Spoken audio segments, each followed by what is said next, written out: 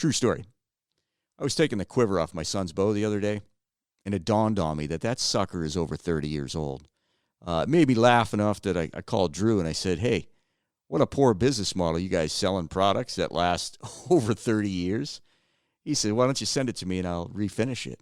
I was like, man, you know how many bows this thing's been on? Because I don't. Change the hood, change the grippers. I mean, I've wood arrows, aluminum arrows, carbon arrows. That thing's seen it all. And I promise you, I probably would not buy a used bow for me. I'm kind of tough on stuff. So anyways, if you're looking for a quiver, I would tell you, if you want to spend your money once, better look at Selway Archery. You'll have that sucker a long time. Slide-ons, tie-ons, bolt-ons, they got all kinds. Give Drew a holler. Check them out. It'll last a heck of a long time.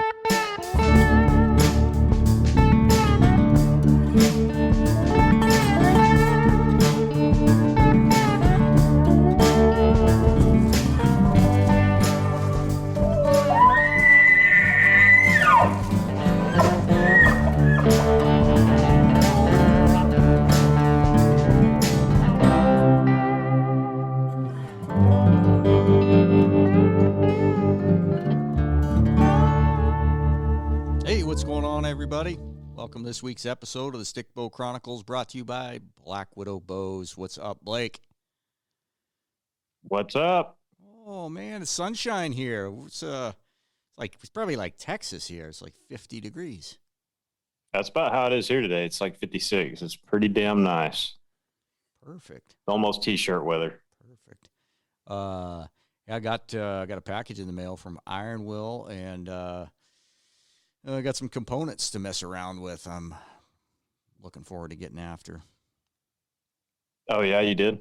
Yeah, so I got some for Axis and I got some for Black Eagle. So still figuring out what my arrow is going to be this year. What insert weight and stuff you run? Well, I've always used, with the Axis was the 75 grain hit, so it was the full hit. So it's whatever the components are, it's going to be pretty close to 75 grains. It's the longer collar, and I don't really remember. 25 grain collar, 50 grain insert. Is that what it is? Yeah.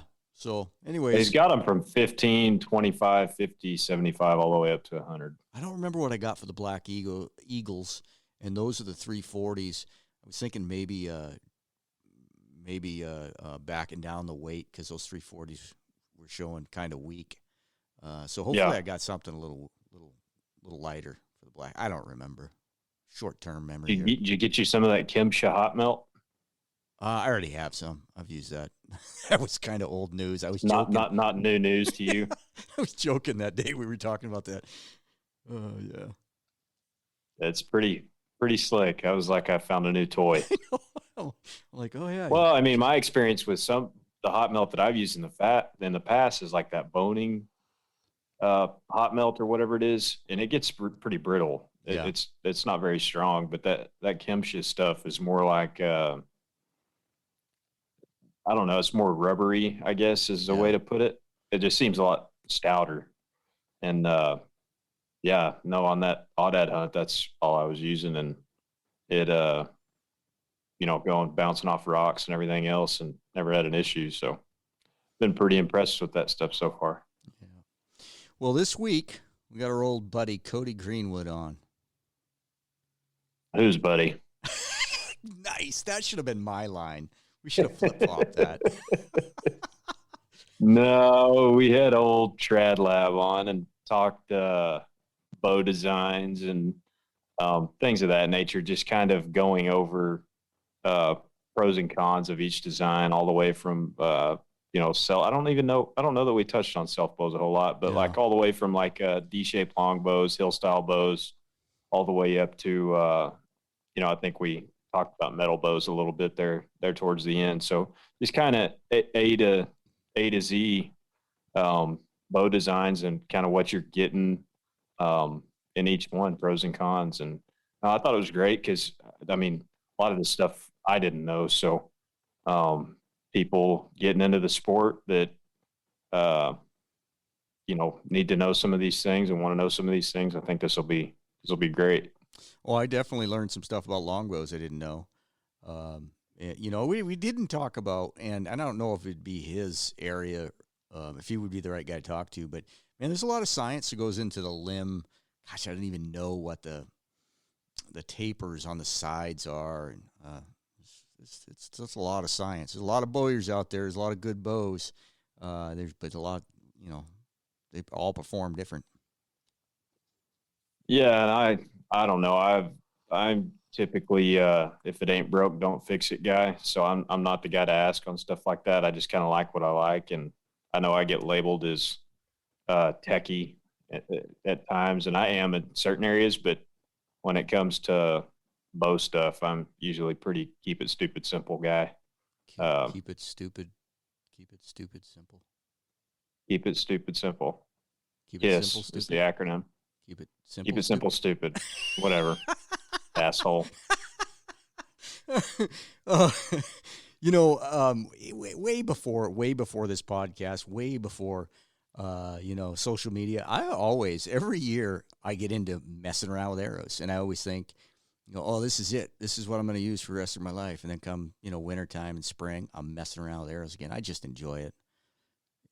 No, it's fun, and I do the same thing. I've, we talked about it, but I've messed with skinnies on and off for a few years. I always kind of found my way back to the 204 shaft, which is where you're back at. Funny enough, but mess with the skinnies again this year. I'm getting the components that I have confidence in, and so we'll see how it goes. There's no telling. I may be back to a 204 by next year, but I'm gonna give the skinnies a run again. But no, I think this is a good podcast.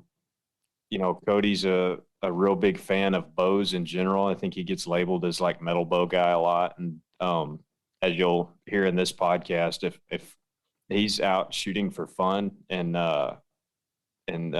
stump shooting or whatever, he's not grabbing a metal bow. He's going to grab one of his D-shaped longbows. That's what he enjoys with wood arrows, and so I think this will be good.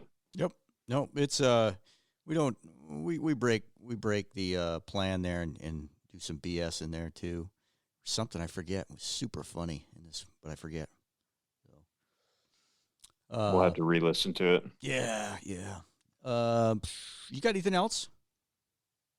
I don't think so. Like I said, I think people new to the sport that kind of intimidated by all the different options and things like that, I think this will be good. So, but it's pretty much all I got. Yeah, don't be intimidated. No, it's not too complicated. You can make it as complicated as you want or simple as you want. That's right. Well, big thanks to the sponsors. Say it every week, but seriously, we got some great companies help us out here. And if you like the show, please let them know and shop at Kifaru International, The Footed Shaft, Selway Archery, Backwoods Grind Coffee Company, and, of course, Black Widow Bows. Yep.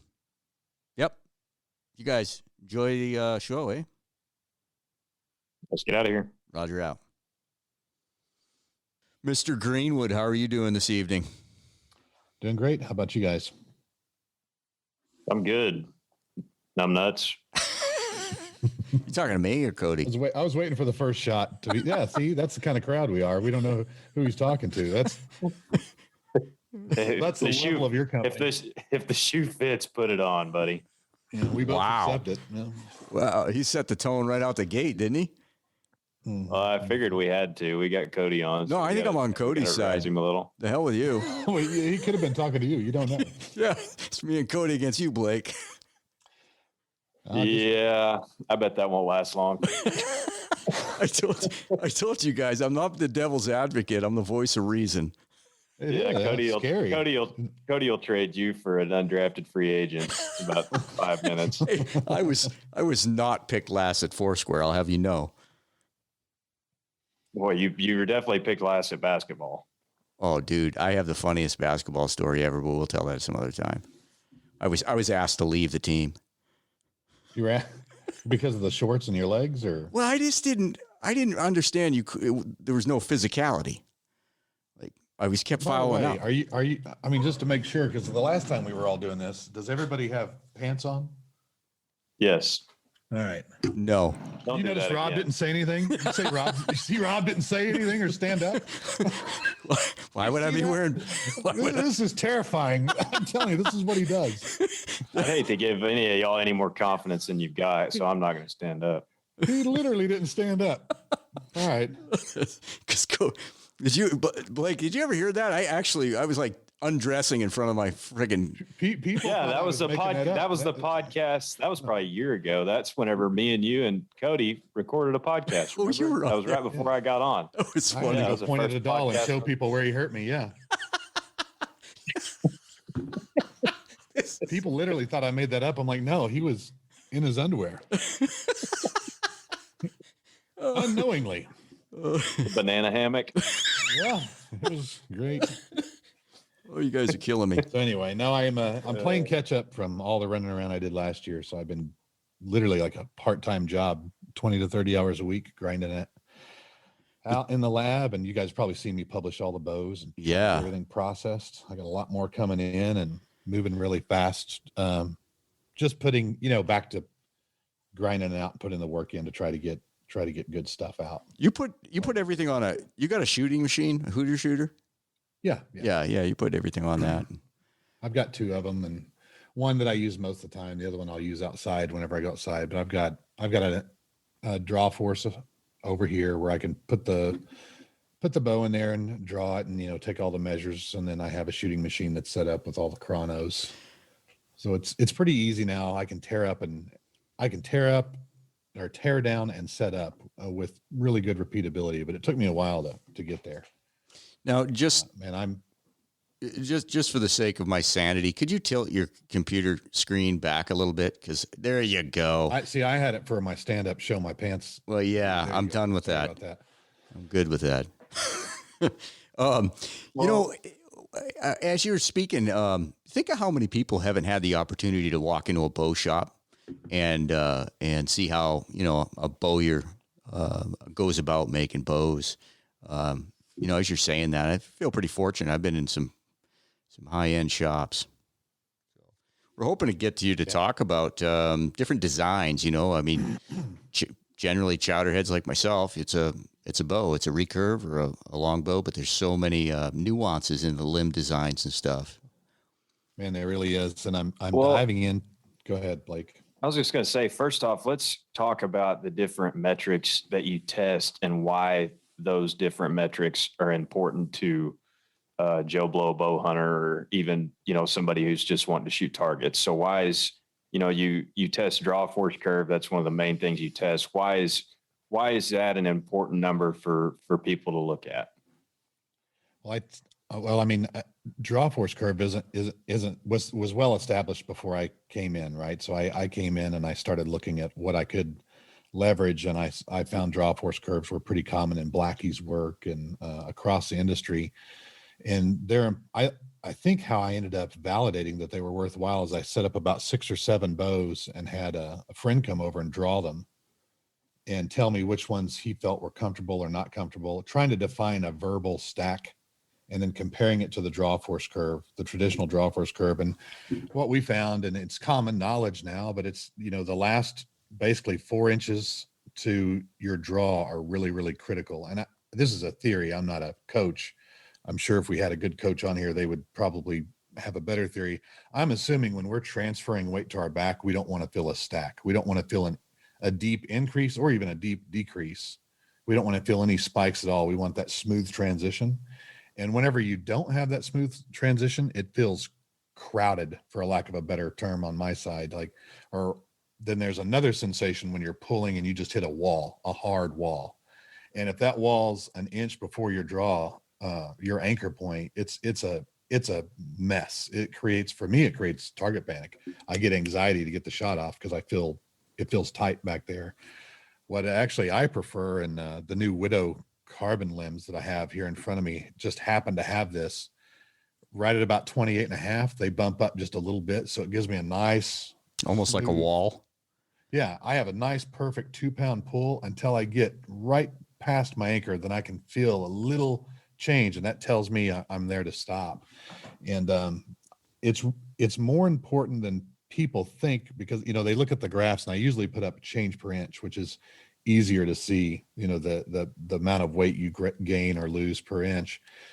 When they feel it and they look at the graph, it makes sense to them, because we've all picked up a bow that felt tight in the back, or it felt like it had a hard wall or a stack. And that, for me personally, I'm sure there's people that are tougher shooters than I am, but if I shoot a bow like that for too long, which is what happened to me last winter when I was doing that big study, I started shooting real short bows, and the stack made me want to get rid of that arrow a little bit faster. So ergonomics are important, and we all consider ergonomics when we're shooting in our backyards and we're warmed up and you're comfortable. But if you're an old man like me and it's 8 in the morning and you've been sitting there for 2 or 3 hours cold, and now you've got to draw, ergonomics become more and more important. It's, my bow sounds like it's got a clicker on it as my shoulders cracking as I'm moving through the draw cycle. So a nice, smooth, repeatable draw is very important to most shooters. There's some that say it's not.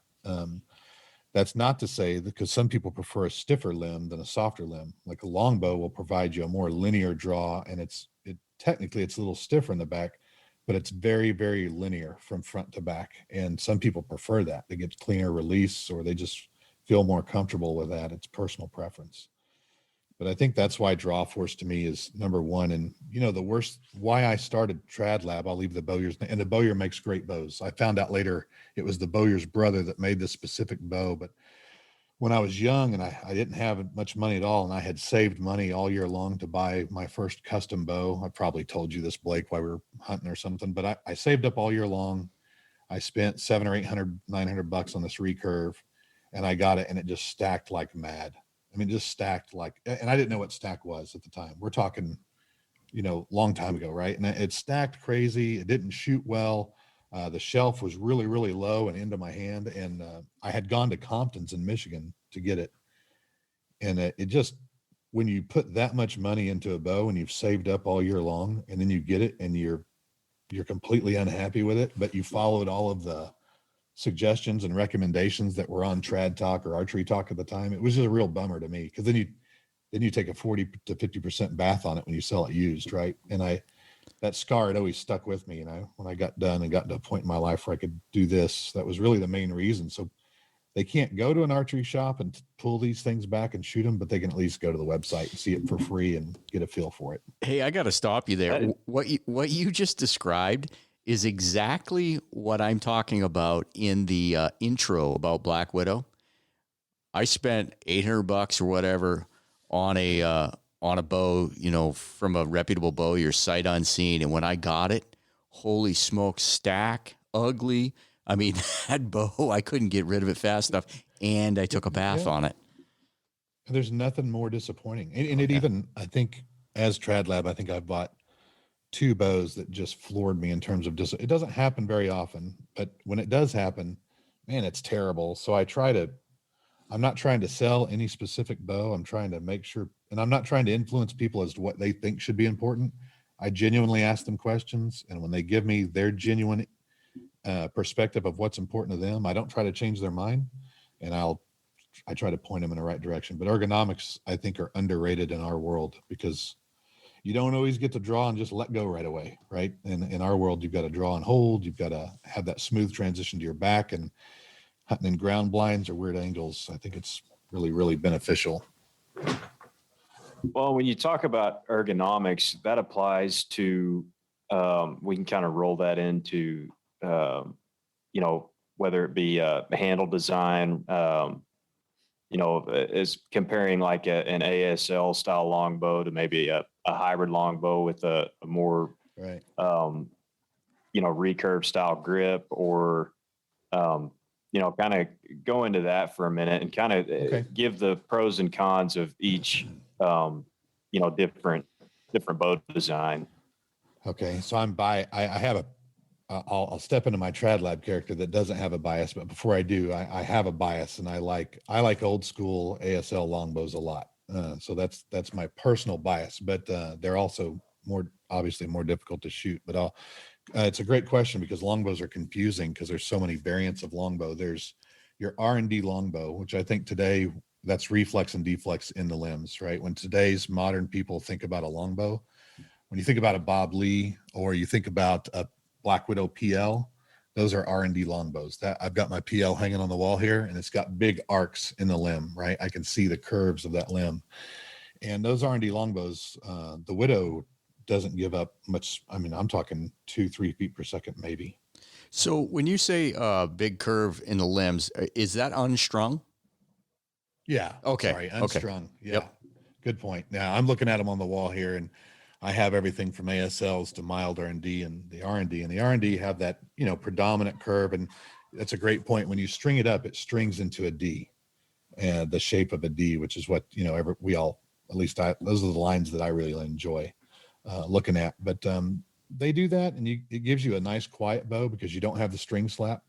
So longbows are always generally going to be quieter than a recurve. There's very few exceptions to that. You just can't get rid of that limb slap in a recurve. And the good longbows, especially modern R&D longbows, don't give up much. You could pick up a PL and you're within a few feet per second of a PA or a PMA. And different mass, of course, in the risers and all of that good stuff. But in terms of performance, the R&D gives you that hybrid feel. If you like a recurve center of mass, so like some of us recurve guys like a heavier riser, that's where you're hearing me, right? That's where you're hearing me refer to Bob Lee or Tolkien in that space, because Bob Lee makes some heavy risers with some longbow limbs on them, and it makes them really stable. Tolkien has the 10X version of most of their bows now, which they've just added mass and given you a more traditional recurve grip, but you still have the R&D limbs. The PL for the Widow still has your traditional classic, and then it has the Toby grip. That's all personal preference. I don't want to bias anybody one way or another, but I order all my PLs with the Toby grip. I just happen to like that style. And that's R&D, and you can expect them to be faster than a mild R&D. It's kind of confusing because there's R&D and then there's mild R&D. And a mild R&D would be something like a Fox traditional longbow, where you have a little bit of that forward curve in the limbs, but not much at all. Just a mild reflex deflex. There's several of those out there now. That's what I'm actually purchasing now to bring into TradLab, to start showing an offering of mild R&D other than just the kind of aggressive R&D limbs. And that's going to be a little bit slower than an R&D, but it's also going to be a little bit softer. It's going to be a little bit quieter. It's going to be a little bit, I don't want to say smoother, but they just have a different feel to them, primarily because they're usually longer. I think people say they're smoother, but typically when you get a mild R&D, you get a little bit longer, and inherently it's going to be a smoother bow. And they're just I enjoy shooting slow bows. Slow bows don't bother me at all. I have that Fox traditional that I love picking up and shooting every now and then. And it's a very mild, forgiving design and a real stable design. The next step down is where you get really, really, I'll use the words advanced, but it's opposite. A lot of people move from compounds and they want to go to longbows, right? They want to shoot a Howard Hill longbow. The way I view life, you're moving in, if you jump into an ASL, which is an American, basically a flat bow. They took an English longbow and then they flattened the limbs, realized they were more stable, and you have yourself the semi longbow, the hill style longbow.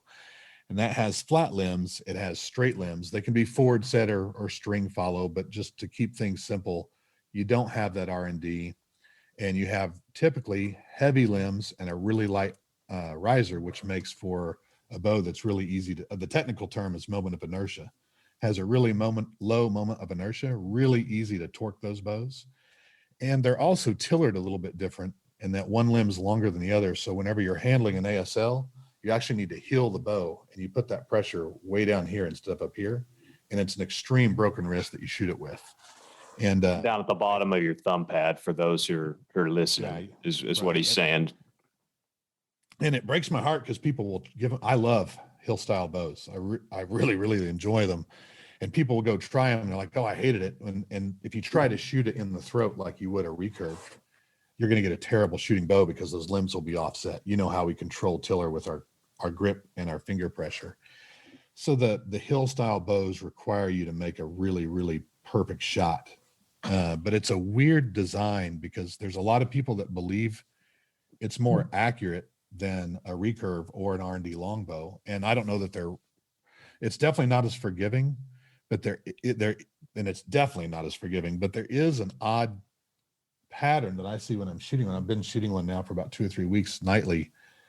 It's, a 3-arrow end, you'll have 2 arrows touching and 1 arrow 12 to 14 inches away. So it's all or nothing with these things. And they're really fun to shoot. They're generally slower. Obviously, the less R&D you have, the more slower. And the heavier the limbs and the lower the mass of the riser, the tougher it is to shoot in terms of torque. But those are kind of your general longbows. You have R&D, mild R&D, then you have your straight hill style bows. Now, I haven't shot many longbows. I've shot a few. And one thing that I've run into in no particular, I mean, it's obviously, I'm sure it's because of what I do, but hand shock. Explain how you get hand shock. Explain where it's coming from.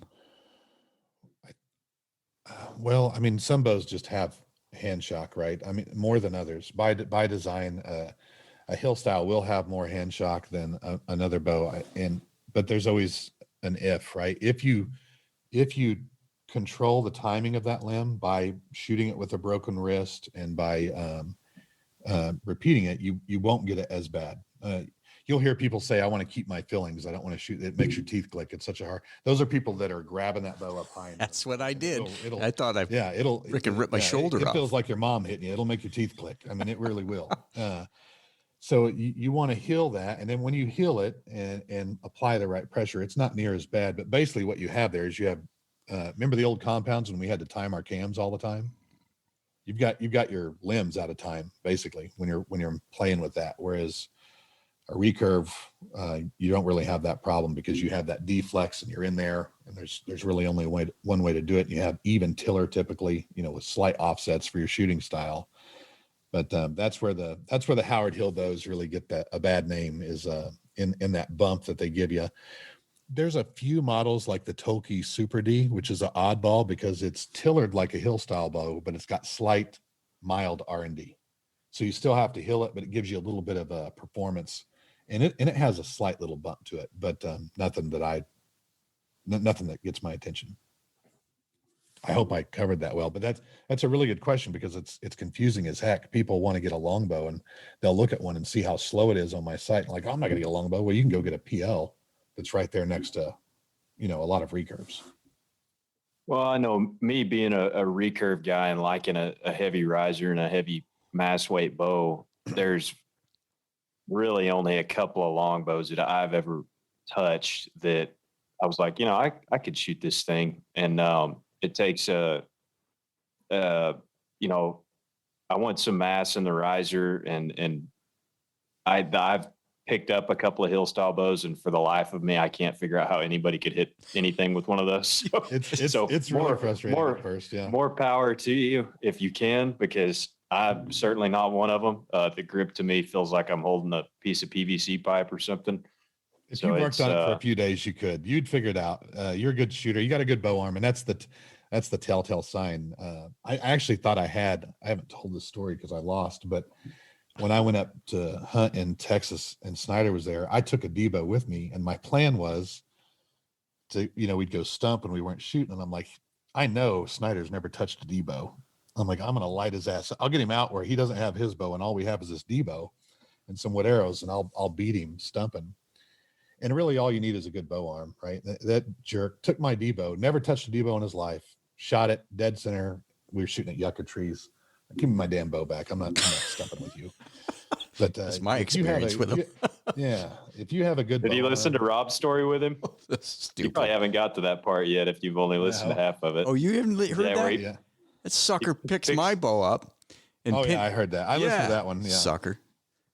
Yeah. But if you have a good bow arm, you'll get there. I picked up this, literally it's a Howard Hill brand. They still make those bows. It's a Wesley special. And I've got probably 6 or 7 ASLs on the way here so I can get them tested and support that community, because there is a trad community that holds on to that, and it's a tradition I don't want to lose.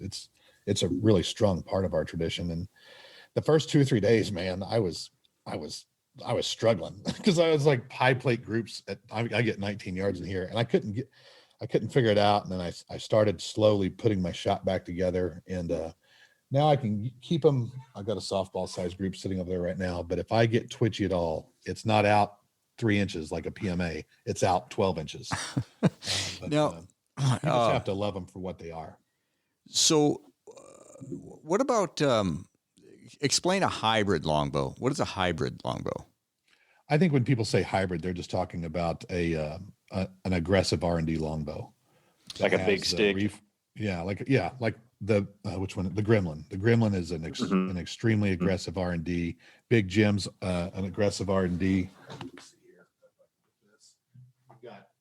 When you have handles that look like this is the 10X whip. Mm-hmm. See how much mass they've added to this? And you see how it has a bit of deflex here.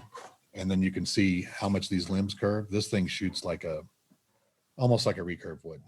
You know, it adds that stability. Yeah, years ago, Thunderhorn, Dwayne Jessup, my buddy had one of his bows, and I dang near made the switch. I could shoot that thing lights out back then, and it was a hybrid. You know, it was like a 60-inch bow, heavy R&D, but I thought it was a hybrid because of what made it a hybrid was the handle. I thought it was just it was more of a recurve handle, and that's why I could shoot it. You know, that may be, some people may refer to that, but usually you find they'll have that hybrid recurve style there with the R&D, and you can get a shorter bow, right? You can shoot a shorter longbow, and I'll be honest with you, they have a place in a tree stand. Hunting spooky deer late season, quiet mornings, I take my longbow. I mean, they are, no matter what anybody tells me, I test everything with decibel meters. They're significantly quieter because you don't have to fight string slap at all. But they're I guess when I think of a hybrid longbow, I think of more of a V-shaped bow when it's strung than a D-shaped bow, if that makes sense. Yeah, you'll see that little catch in the limb. That's, I guess, when I say aggressive R&D, that's whenever you see those things really leaning back and they're getting that fine. Yeah, I guess that's okay. I'm with you. Yeah, I don't have any of those here on the rack now, but I've had several through here, and it just allows you to get a little shorter tree stand bow and give you a little bit of that performance edge, and you still don't get the string slap. Yeah, no, I had that 56-inch Gremlin from Bob over there at Big Stick, and it was a great shooting little bow. It's for me, it's a mass weight thing, right? It's it's really hard for me to get used to, a bow that weighs 1.5 pounds or 2 pounds versus, I'm sure this Widow that I've got coming that's a G10 riser is going to be like a 4-pound bow by the time it's all said and done. Right. So and a lot of that too is probably due to, shooting a compound with a 12-inch front bar and a 8-inch back bar coming off the back of it with weights hanging all over it. So that's probably where a lot of that comes from. But I mean, mass in the middle makes for a more forgiving bow. I mean, that was actually where I was kind of going with that is why is mass weight important? Why does that help you? And I know a lot of people don't necessarily like a really heavy bow. If you're 20 in guy and that's just where you live, it may be advantageous if you're hiking around in the mountains. You don't want to carry a damn 4 or 5 pound paperweight around. Right. So, I see places and applications for both, but for me and the way I shoot, I like a heavy bow. You almost can't get one too heavy. Right. So why is that important to people? The more mass you have, obviously the harder it is to torque. The technical term being, moment of inertia. Where you have the mass is important. Pushing, if you imagine a log laying down and you're pushing on the center of the log versus the edge of the log is easier to move, right? If you're pushing on the center, it's much harder to move. So having the center of mass on the bow near the pivot point makes for a more forgiving bow, right? And the best, when you pick up a bow and you say, man, this thing's balanced really good, that typically means that the pivot point where it pivots and the mass is the center of mass is lined up really well. And just like you've seen Backwoods Composites new riser or CD Archery's risers, or you watch an Olympian shoot and they'll put limb bolt weights in to get mass out on the ends. The new DOS riser, you can add limb bolt pads that weigh a lot more on the end. That's advantageous. And the more weight you have, the harder it is to torque. Now, torque for me comes from, as a matter of fact, I took some coaching tonight because of that ASL. I'm getting a kick left and I couldn't figure out why. I had a guy watch me shoot and my front shoulder was off just about this much. And he's like, you got to rotate into alignment.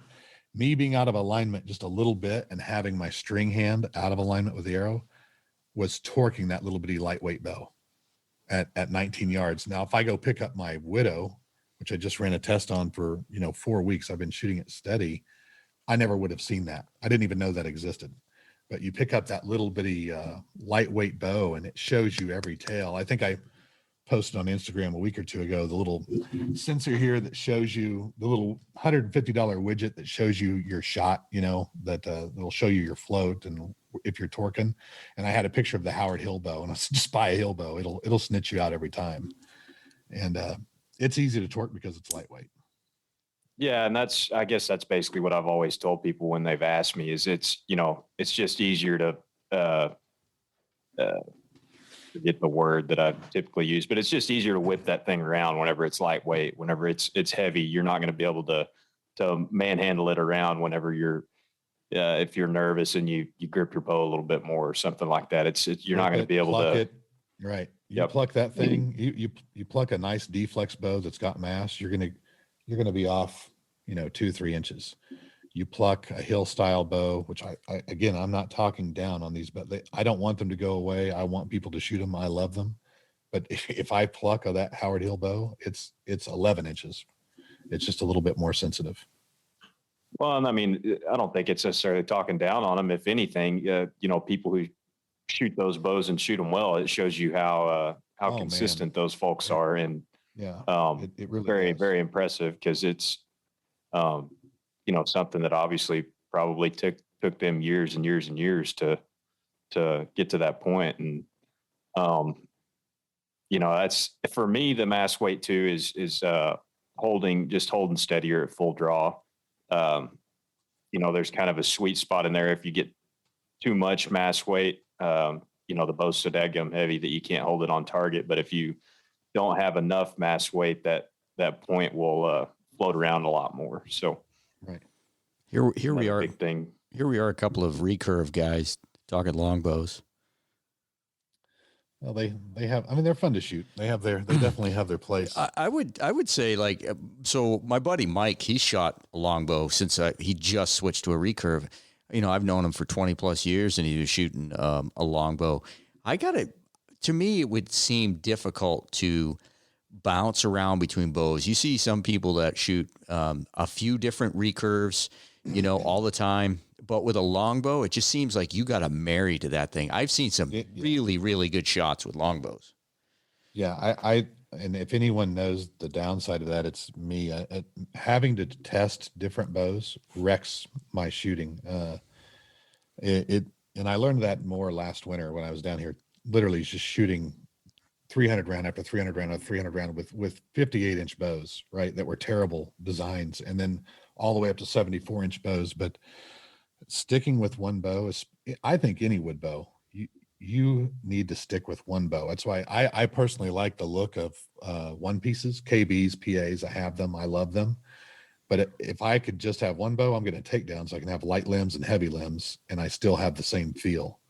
But I think that's important with a wood bow. And it's a skill that you have to acquire as a traditional archer. You have to learn how to shoot each bow. They all want to be shot a little bit different, and it adds up to big changes. With a metal bow, you can kind of contort that configuration around the shooter. But whenever you're getting into a wood bow, I know each bow has to be shot a certain way, and it's not an easy transition for me. If I'm going to test an ASL, it's going to take me 2 weeks just to start collecting data. Yeah, and that's why I've owned a few bows, but they're all the bows that I've owned that I've shot for any period of time have all been almost identical spec wise and mass weight wise and all of those things. And I know shooting 59 pounds and a 60-inch bow is not the most popular thing in the world at 3D shoots, but kind of the way I look at that is I'm not going to 3D shoots to become a better tournament archer. I'm going to 3D shoots to become a better hunter. So I want to shoot the bow. And now I realize that, you know, much like Trad Worlds, I was going in extremely handicapped shooting the bow I was shooting. But the way that I look at that is I'm there to be a better hunter. That's why I'm there. I'm going to bring the bow that I shoot when I hunt. And if I can't do it with the bow that I hunt with, then, you know, it just is what it is. But I think that that's been a big benefit to me personally in my shooting, is that I have shot almost identical setups since the very start, from my point on distance to my arrow weight to my limb weight. Everything is, even though it's not always been the same bow, it's been almost identical. And just get used to that trajectory. You get used to how it holds and how you cant the bow and anchor. And shoot instinctive. If you want to shoot instinctive, and there's advantages to shooting instinctive with a hunting bow, you got to stick with one arc. And that's probably one of the biggest wrecks for me, is whenever hunting season comes around and I'm under pressure. And 2 weeks ago, I was shooting something that had one arc. And now I'm shooting something that has a completely different arc, gap, split, whatever you want to call it. And it can cause problems for you. So, that's, yeah. And I mean, I don't necessarily shoot instinctive. I would say it's kind of instinctive inside like 25 yards. And then I, you know, use my point after that. But even then, you know, if a deer walks in inside 20 yards, I'm not thinking about my gap. I'm not thinking about any of that. I just know what my sight picture should look like. And all of my instinctive. Yeah. I mean, that's basically what it is. And it's, you know, actually right before Trad Worlds last year, I probably screwed up because I went out in my backyard and measured my gaps, and it kind of messed with my mind. And I should have just continued, you know, not knowing what my gaps were and just knowing what they looked like. And, you know, I think that kind of screwballed me on a few targets that I wasn't sure how big the target was itself. So I wasn't sure where to hold. And then, but you know, and I guess if you're a fixed crawl guy or whatever, it's obviously not as big of a deal. But for guys who hunt out west a lot and do a lot of spot and stalk hunting that are up bumping the knock all the time, it's extremely beneficial to me to kind of stick with a setup, and you know, it's extremely effective. I came off the ropes from that mule deer hunt, and yeah, I've had a few people ask me, you know, what did you do to fix it? And it's 2 months of shooting drills and ditch, fixed crawl. Got back to I shot drills until I got what I needed back, which was, you know, no flinches. And then when I finally started aiming again, it was using split vision and gap with my finger right under the nock. And now it's been a few months of me shooting regularly. Now my splits are, I don't see them anymore. It's back to the way I used to shoot. I just see and I think frame in your mind and you shoot it. Yeah. And here's a hot opinion. I think if your point is all the way always on the target or close to it, I think you're more likely to have target panic issues. This is speaking for myself. When I'm not as concerned about where the point is, like I know where it's at, but I'm not focusing on it. Target panic seems to be a little bit easier to navigate for me. Yeah, it's a lightning rod for me. It's it's like sex. Don't look down or it's all over. I can't. If I look down, it's all over. I got to look at the target. I don't look at the end of the arrow. Don't look at the tip. It's all over. I wreck my shot every time. I cannot look at it. Oh, it's funny because there's days that I can't. My point on distance is with almost every setup I've had is like 36 to 38 yards, and it's funny because some days when I'm feeling target panicky, I can look like a rock star at 30 yards, right? And I can look like a rock star at 45, but 36, everything goes to hell in a handbasket because I'm having to hold that point, you know, right on what I'm trying to shoot, and it's just I thought that was something. I don't think that we've ever brought that up, and that's just something that I've found for myself. Like I messed with string walking a little bit this year, or not string walking, fixed crawl a little bit for whitetail this year. And, you know, I think it just screwed with me a little bit. And, you know, what I had been doing wasn't broke. So I don't know why I tried to fix it. I should have I'm so used to shooting the way that I shoot that I should have just rolled with it. I tried to shoot fixed crawl, you know, and I burned a 20-yard sight picture in my mind of the point on at 20 yards. And I can show you, you know, my lethality study, I record everything. The majority of my animals that were within 20 yards were shot high because under pressure, I would shoot that sight picture, the 20-yard sight picture. So almost everything was 3 or 4 inches high, dead left and right even, but 3 or 4 inches high. And then, you know, the mule deer debacle occurred.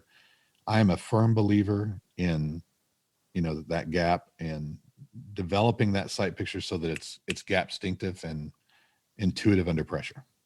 Do you want to eat that crow publicly? Because I think somebody no, what are you talking about? Nobody said that. I think somebody on the podcast. The only reason I was invited to this podcast was so he could say this. The only I wondered why just randomly get a call. Here it comes. Yeah, so the podcast that you did with Rob and Aaron, I was in Eastern Colorado helping my grandpa on a mule deer hunt, and I listened to that podcast. And he's like, "I wish somebody would have told me before I went on this mule deer hunt to ditch this fixed crawl crap." And I distinctly remember standing in the middle of a wheat field at pig hunting and saying, "Dude, you got to get rid of that. That's right. You got to get rid of it." It's it didn't make it, but you got to, or at least I have to fail before I understand. And no, I'm the same exact way. I did a good job. I've got to learn the hard way. Can I bring this? Can I bring this back around? I before I forget this, I want to go back to the longbow thing. Oh, go ahead. We didn't talk about shelves, and when I said when I said a hybrid longbow, I neglected to say that cut to center.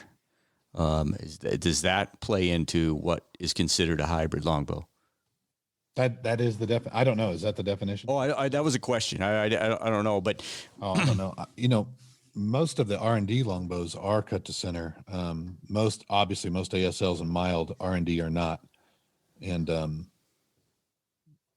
but I don't know if that is an element that has to be fulfilled to call it that. I don't know or not. But you are right. Most of them are, and what you find is, or what I'm finding, and it was a happy accident, but like the footed wood arrows shoot better whenever they're off bows that aren't cut to center versus are, and carbons tend to shoot better off of cut to center bows versus not. So I think that's why some of these old timers that are walking around with ASLs still prefer wood and possibly aluminum. And I'm shooting wood and aluminum now with these ASLs, and they do shoot better. I don't know why. I'm not a physicist, unlike the rest of our traditional archery community. I can't explain the physics behind everything, but I do see that, and I have recorded that, and it is a legitimate finding. And I've asked good top ASL shooters, and they've found the same thing. But you do have a completely different game when you're dealing with cut to center versus not cut to center. That's a really good point. Well, speaking of shelves, let's move into recurves a little bit here. So there's a bunch of really quality, and we're just going to talk about custom wood bows at this point, but there's a lot of really high quality bowyers out there.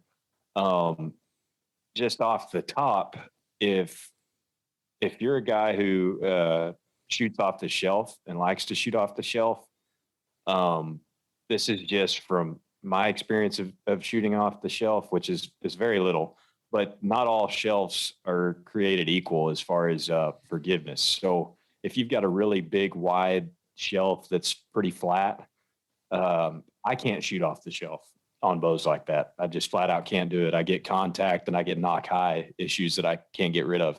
The only bows that I've shot that I can shoot off the shelf and shoot well off the shelf is a Wingard and a Widow.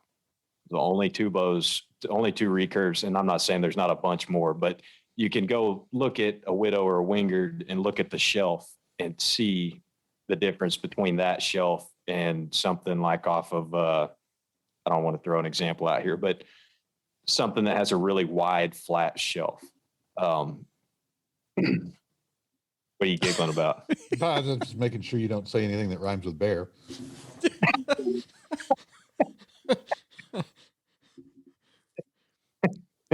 Oh, that's funny. No, I'll play peacekeeper today, Rob. I think you're right. And I actually have, I have a bear grizzly over here that's a 68, and it has that wider cut.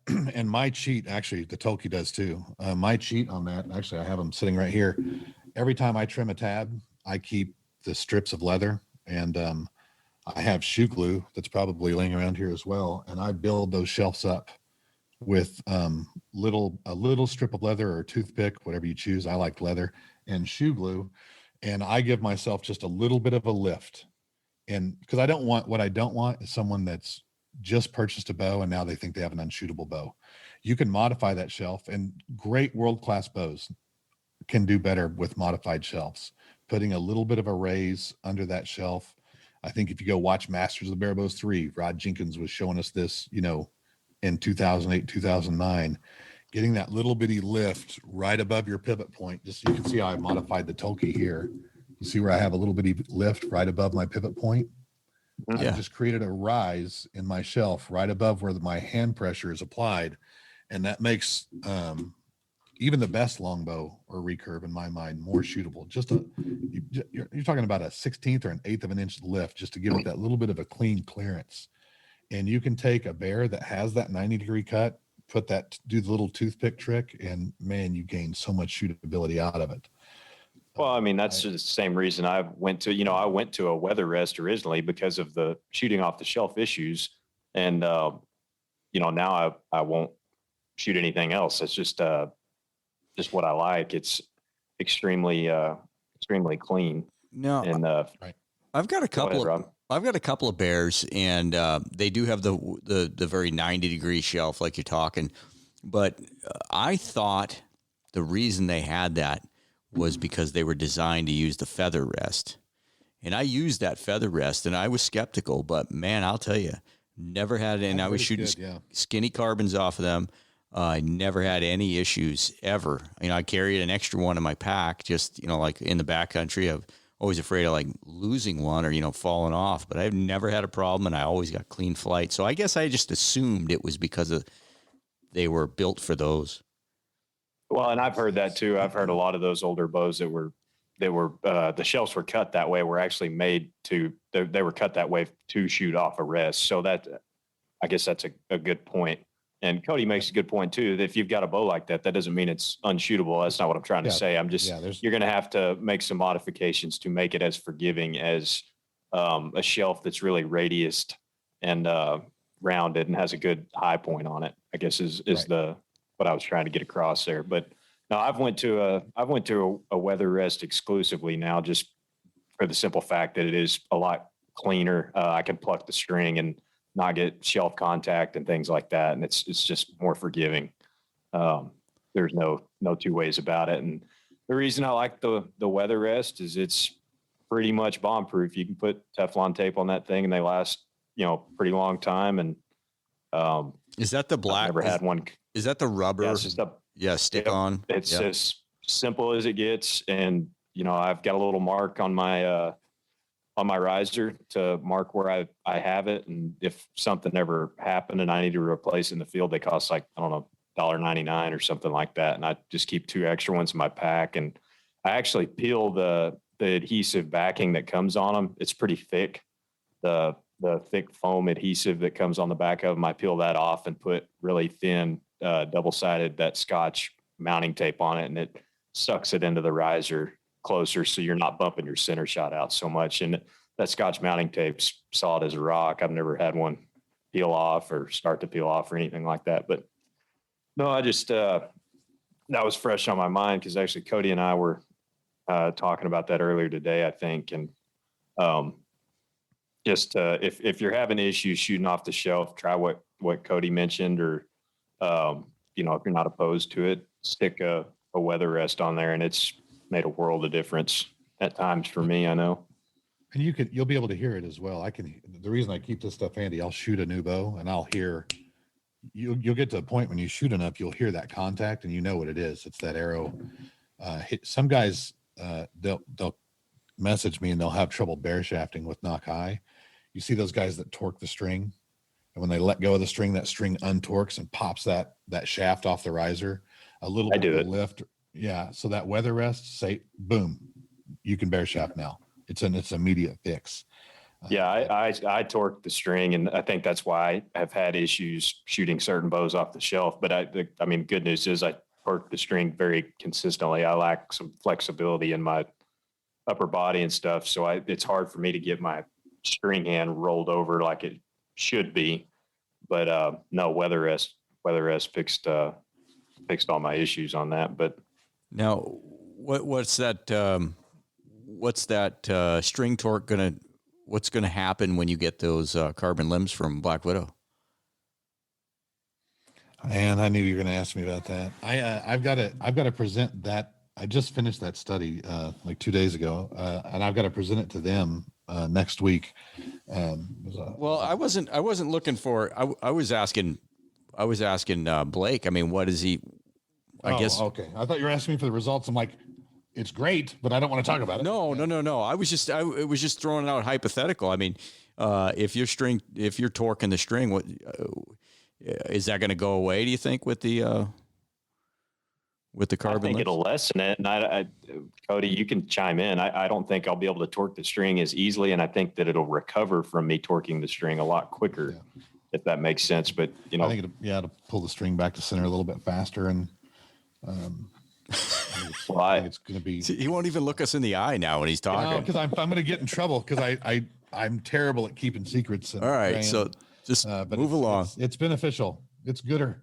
It's gooder. All I know is Cody called me after he's done all this and says, "You got carbon limbs, right?" I said, "Yeah." He said, "Okay, good. Got to have carbon limbs." Damn it, Blake! You're going to get me in trouble. I'm supposed to be confidential.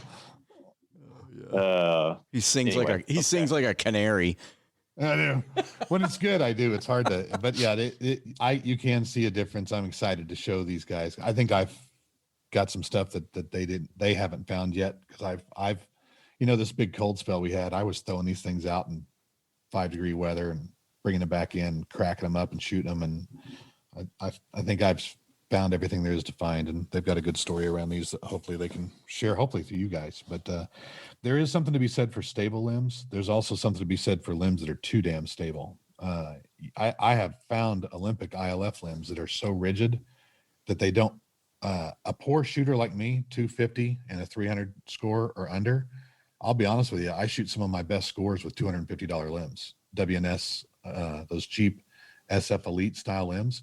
They give a little for my sloppy release versus those rigid, super duper $800 blades that are not going to give. I'll throw shots with those, and I think there's something to that. You want to find that sweet spot in between the two, and it's really hard for an average shooter to notice a big difference. I had to use instruments to pick it up, but I think 20 yards and in, if you've got a $300 1968 Bear Grizzly, there ain't nothing stopping you from being just as successful as anyone you hear on a podcast. Yeah. Except hard work. And I want to make sure we keep driving that home. One thing I don't want to do is turn into, the trad elite guy and make people think they've got to go spend $1,500 to have a deer on the ground. We all know that's not the case. Well, but I think you've done quite the opposite. A lot of times is you've pointed people in a direction that is not to go and spend $1,000 on a set of limbs or $1,500 on a custom bow. You pointed people into the direction of like, hey, instead of spending, $800 on this bow, go and spend $350 on this one. Like this is a better value. And, I think people, well, I think people need to understand. We all sell our bows, right? I mean, it's my God. We sell a lot of bows. You're not going to. I tell people you're not going to go buy your first custom bow and keep it the rest of your life. So play the field a little bit. I almost never sell bows. Do you not? No, I don't. But I don't have a whole wall of them behind me. I don't. I had to start an LLC. I don't know what. I don't know. I've got six recurves on the wall and 4 compounds on the wall behind me. It's a little different. I don't sell them because they ain't worth anything. By the time I'm done with them, you don't need to scoreboard me, Cody. Just leave it at that. We know how many bows you have. I need to have a No, so Yeah, I want people to know the differentiation is just hard. Some bows are certainly more shootable than others. There's no doubt about it. But about once a month, I get a message, somebody asking me like, "Hey, I'm going to buy this bow. What do you think?" You know, and it's their first recurve, and they're going top shelf, and I'm like, "Dude, pump the brakes there, buddy. You know, you don't even know what you want to shoot yet, just because so and so shoots that."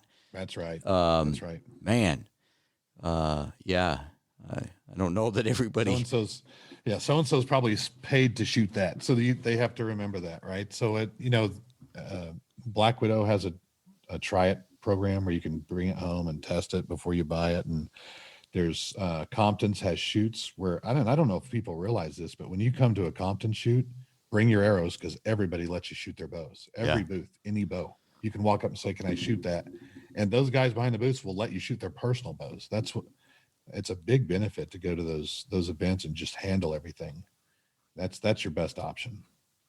Well, and I just wanted to drive home the fact I think you get painted with a bad brush sometimes that you're trying to sell people on certain things one way or another. And I don't think people understand that you're not making any money doing this. You're doing this out of in your free time. It costs you money, and you're literally just trying to help people and help bowyers make a better product at the end of the trying to put more in than I take out. And I tell people I'm not a good enough hunter to give hunting advice. I'm definitely not a good enough shooter to coach. So I'm good at what I do, and that's about it. That's about all I'm good at. But evaluating and testing is something that I can do, and being unbiased. And I think I've saved people a lot of money. And I know I know I have favorites, and it obviously shows. What people should know, there's no doubt. I name Wingard, Black Widow, and Toki more than any other bow because that happens to be my personal favorites. I've tested 7 Tokis and probably 8 they get picked on a lot more than the bows I don't like. You know what I mean? So there's more discrimination against the people I love than the people that I don't. So it's I try to be as unbiased as I can, but I am trying to bring in, and it was raised to my attention that I have expensive bows. I'm trying to bring in tier 1 and tier 2 bows. You're really good at knocking the crap out of your mic. Yeah, well, it's weird having it right here. Well, it's the unnecessary with my hands. It's a necessary evil when you're on a podcast to have a mic. So show a little respect to that mic, please. Am I making noise when I hit it? Right. Yeah, you keep turning your head, it gets quiet and louder and quiet. Oh, sorry. No, I'm trying to offer different price points. Now there are bows coming that are $400, and there are bows coming in the $600 range. And I'm hoping to show people that there's a lot of opportunity to be successful. I would rather people, quite frankly, spend money on good clothes. They'll keep you in the stand. That's a good point. Over a bow. Get aluminum arrows. They're cheap. They're easy to tune. Get a tube cutter, and you're off to the races. Yeah, even the bow that I mentioned early on that didn't work out for me. Everybody finds their niche. That bow might be a rock star for somebody else. And so to your point, going to a shoot where you can handle bows and shoot different bows, what fits Cody and what fits Blake and what fits me are probably 3 different things. That's right. I think we all, and that's kind of what makes, when you do find that bow, that's what makes that bow so awesome, right? That you click with it. But man, it takes a lot of money to find the right one if you don't do it right. Yeah. Available. No, and I say all the time that the first bow I ever bought was a 58-inch, 59-pound Widow with all the bells and whistles, and while it was a fantastic bow and I shot it extremely well, that's probably not a good idea to do right off the get-go. Kind of get something cheaper, figure out that number 1 that you're going to like it, number 2 what you're going to like, and then go out and get you a Widow or whatever you end up with. And, and saying something about people preferring different things. Like, a good example of that is, Cody, you like a minimum 64-inch bow pretty much for the most part, if you can, right? Right. I like longer bows. Right. Yeah. And and there's no doubt that a 64-inch bow is more forgiving than a 60-inch bow, which is what I prefer, right? But that's what I like to hunt with. It's a little bit more maneuverable, and that's just what I prefer. But that doesn't mean that I'm right and Cody's wrong, or vice versa. That's just what we like. And, Rob, you shoot a 58-inch bow. It's just what you like. It's what you feel comfortable with. So none of us are here, and I know Cody's not here to tell anybody that they're wrong in what they're shooting, or that there's something better out there for them. We just try and give you the information, and you can do with it and make decisions on your own based on that. Yeah, that's well said. And it's all personal. And there are people out there that can take a 58-inch bow and light me up on a 3D course, right? Or out of a tree stand on animals. So there are people that can, there's people, Paul McGard is a name you usually don't hear in social media. And he shoots for USA. He usually makes the world team, and he shoots ASLs. He's killed a couple of hundred whitetail off the ground with them. And when it's time to go shoot against the other countries and represent our country, he uses an R&D bow. But when he's using his personal bows, he shoots ASLs, and he'll just lights out with them, right? So there are guys out there that can do it, and those guys get a lot of respect because they're shooting bows that are more difficult to shoot. Am I hitting this again? I'm moving it out of this. You kind of need it, Cody. You kind of need it. You gotta be. It's just right here. It seems intrusive. Well, that's part of podcasting. I feel like I'm feigning. So that noise that everybody continues to hear is Cody beating the hell out of his. He keeps karate chopping his mic. Close. We're gonna have to. I had 3 cups of coffee. We're gonna buy you one of those wireless things and a lapel, and that way you can. I'll try to back up a little. Yeah, that'll help. Okay. So hey, go ahead, Rob. Now you really dove deep into longbows. Talk a little bit about recurve limbs. People hear about super curves. I swear there was another name. People call them super curves now. I thought there was another name for them. Talk about a little bit about recurve limbs and the differences. There's your. There's a tradition, I call it traditional geometry. It's like a Hoyt geometry, which is what I think we all think of when we think about a recurve limb. They're all basically very similar. And I don't know a lot about, I'm getting ready to, now that I'm done with the Widow study, I'm actually moving into an in-depth study of the super curve limbs. And I have some borders here. I have backwoods composites.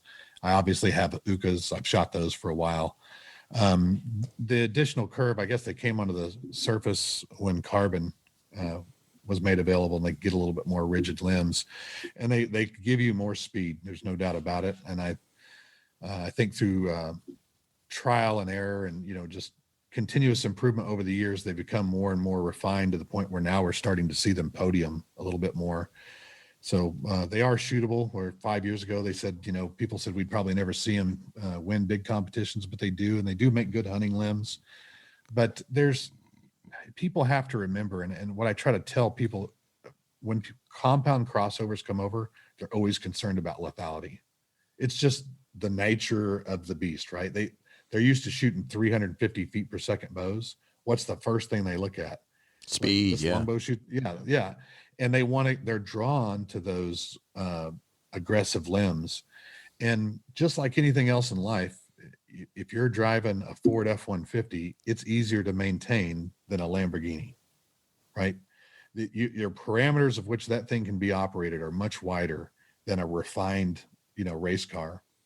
And whenever you move to these extreme limbs that are right on the verge of performance versus break, you have to stay within tight parameters of operation. And if you do, you're perfectly fine. I genuinely believe that. I know people that have shot border limbs and not had any problems. And I know people that I've blown up a set of border limbs. They're sitting right over there. I was outside of the parameter of what I should have been shooting.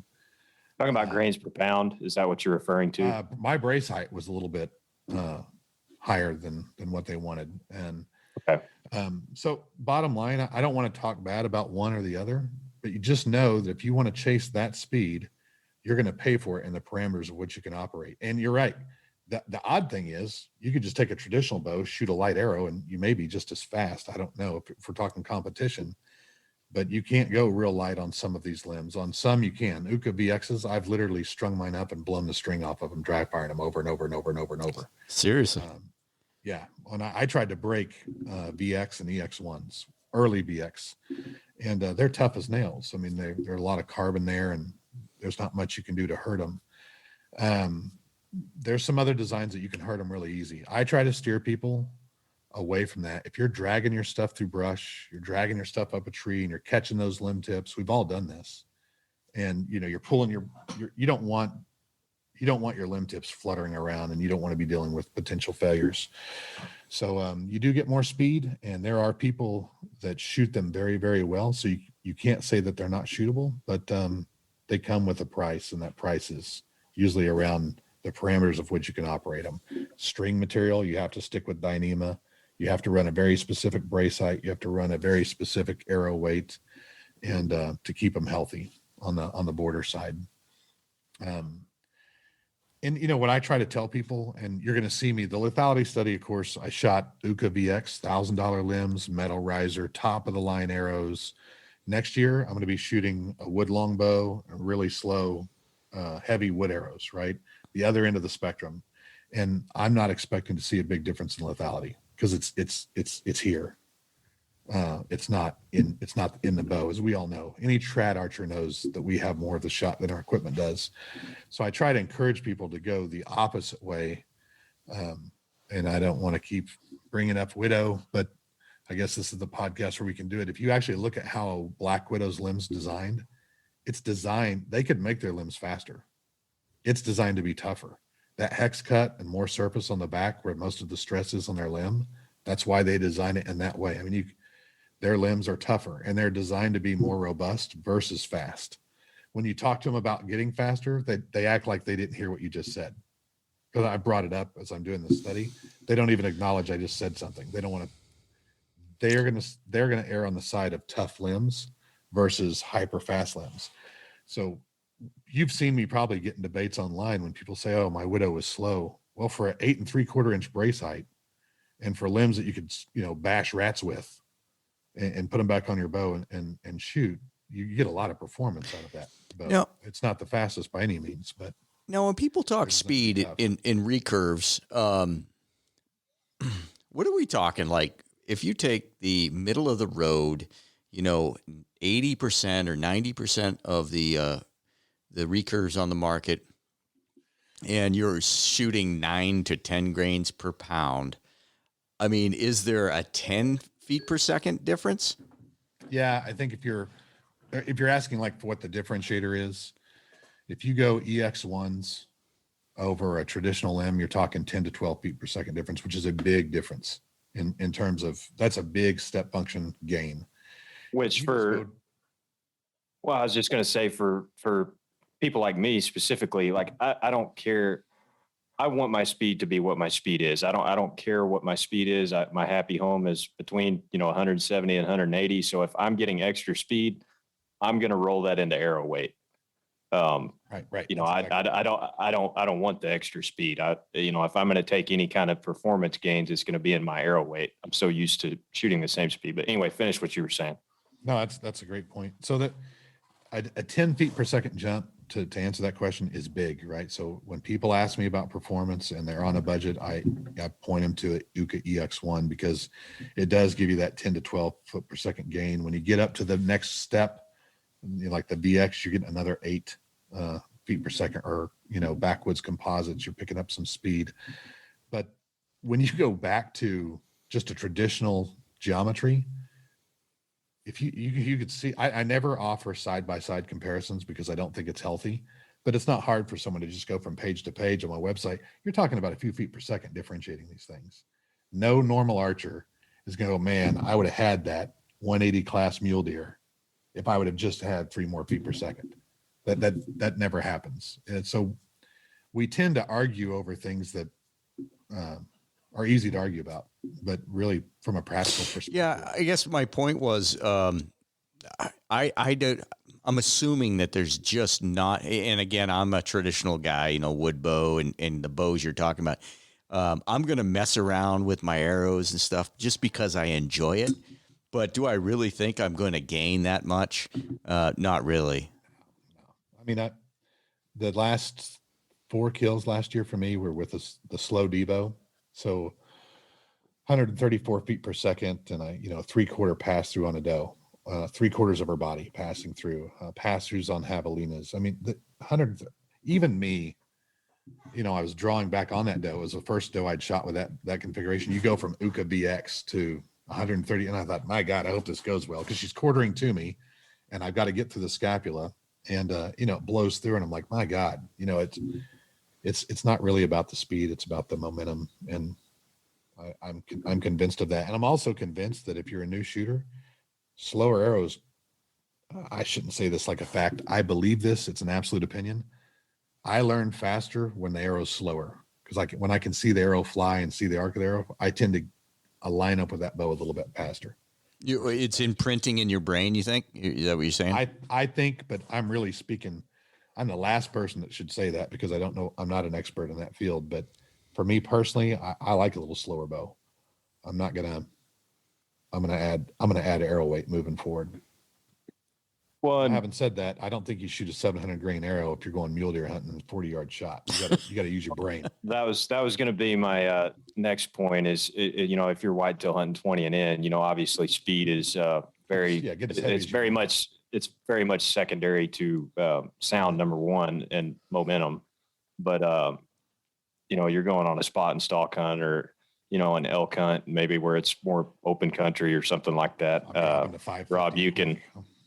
Yeah, you can speak to this. I think that's why I shoot the setup that I shoot pretty heavy poundage with a moderately, 550 to 600 grain arrow. It's a happy medium for me between speed and I can, since I'm shooting those heavier limbs, I can still shoot a pretty heavy arrow. And, it's, like I said, there's a happy medium. You have to understand what your application is and what you need to accomplish. So it's all relative to how you hunt and where you hunt and all those things.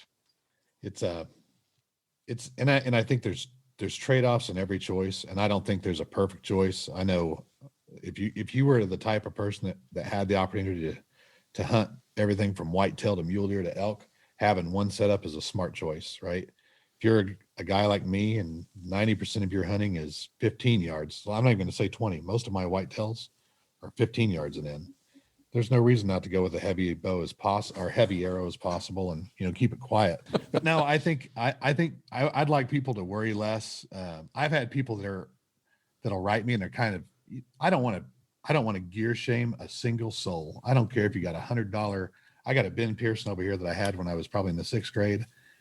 Any one of us could go pick that bow up, tune it with its Dacron string and some old aluminum arrows, and be just as successful as we probably were this year, minus a few people that go on these, massive hunts that are critical. But man, it's not really about the bow. It's about how we hold ourselves together and the work that we put into a specific bow. And I want everyone to be proud of that. But what I don't want people to do is to jump straight from compound into Howard Hill longbows and give us up and leave our community. You got to work your way to that. All the trad kills we got last year, all the first trad kills, I didn't keep track of them, but there was a hell of a lot of $250 bows in those first trad kill pictures. Yeah. I think that says that's what this, I know we always want to define what this sport is about, but that's what this sport is about to me, is getting people successful with. It's not about the gear. It's about the work you put into it. You don't have to buy high-end. People ask me about broadheads. You know what? Go buy Zwicky's and put 4 or 5 hours worth of work into sharpening them, and you're going to be fine for the most part, right? It's all trade-offs. It's all the amount of work you want. Well, yeah, and it, not only that, we say it all the time. It's what are you doing with it? Are you hunting Cape buffalo, or are you hunting whitetails? You hunting elk? Right. That's right. Or that's right. That's a great point. Don't lose sight. don't lose sight of what you're doing, and you don't take a framing hammer to go do trim work. No, I think that's a good point. And, along the lines of that and all of the data that I have collected, and I really do believe that the point in time where we're at right now in the traditional archery community, they always say the 60s were the golden age, but man, this is a pretty good time to be in the traditional archery community because we've got great hunters. We have great shooters. If you go to IBO Worlds, Blake, you got a shot at it. I don't know if they surprised you, but when you go see the actual top 5 shooters, they're on another level. It's just amazing to be able to see these type of people. We don't have to go read books from the 30s. We can literally go watch these people shoot, and just they shoot amazing. And we have people now that are hunting at a high level. So it's a good time to be a part of the community. And some people think that I'm building this data to try to show how bad we are. If I had data from the 60s and 70s, I can guarantee you our data now is better than it was then. I mean, I have people that go to KZoo year over year, and they make comments about how much better people are shooting in general over the last, 3 to 5 years versus before. To that end, I see, well, here's a rabbit hole we're going to go down. I see a group of shooters in my world here in Northern Idaho that are in it for fun. They go to shoots and they're just there to have fun and shoot, and to lump those guys into, I don't even know where I'm going with this. They're not bow hunters. They're out there with a stick bow and they're going to have fun. When hunting season comes around, they're grabbing a compound. I did that for years. I would practice all year with my recurve and then go pick up my compound and hunt. Yeah. And then when I went full recurve, it was the first year I lived in Iowa. I think my max range was 15. You can go look at Trad Talk on me posting. It's like I can only shoot 15 yards. And that's what I limited myself to. And there's, I wasn't a big threat, but I think that's just part of it. We're not all able to shoot 40 yards, and we all don't need to, really. But, no, you said something a minute ago, talking about, going and seeing the top guys shoot. I not to sound overly arrogant or anything like that, but I feel like with a hunting bow shooting 3 under, I feel like I'm pretty salty. But you go and watch those guys, and this is another rabbit hole. You go and watch those guys shoot, and it's really incredible how good they are at what they do. They're great shooters. Yeah. But and I had a pretty lengthy discussion with Chris Perino about this, actually. And he says, well, there's, you've got shooters and you've got hunters. There's a difference. And I agree. I totally agree. There is really good hunters. And Aaron said this some. There's really good hunters who aren't great shots, but they routinely, you can bet on them. They're gonna get it done. And there's really great shooters who, I wouldn't bet on them on a hunt. But having said all of that, and the point I made to Chris was, why can't I try and be good at both of them?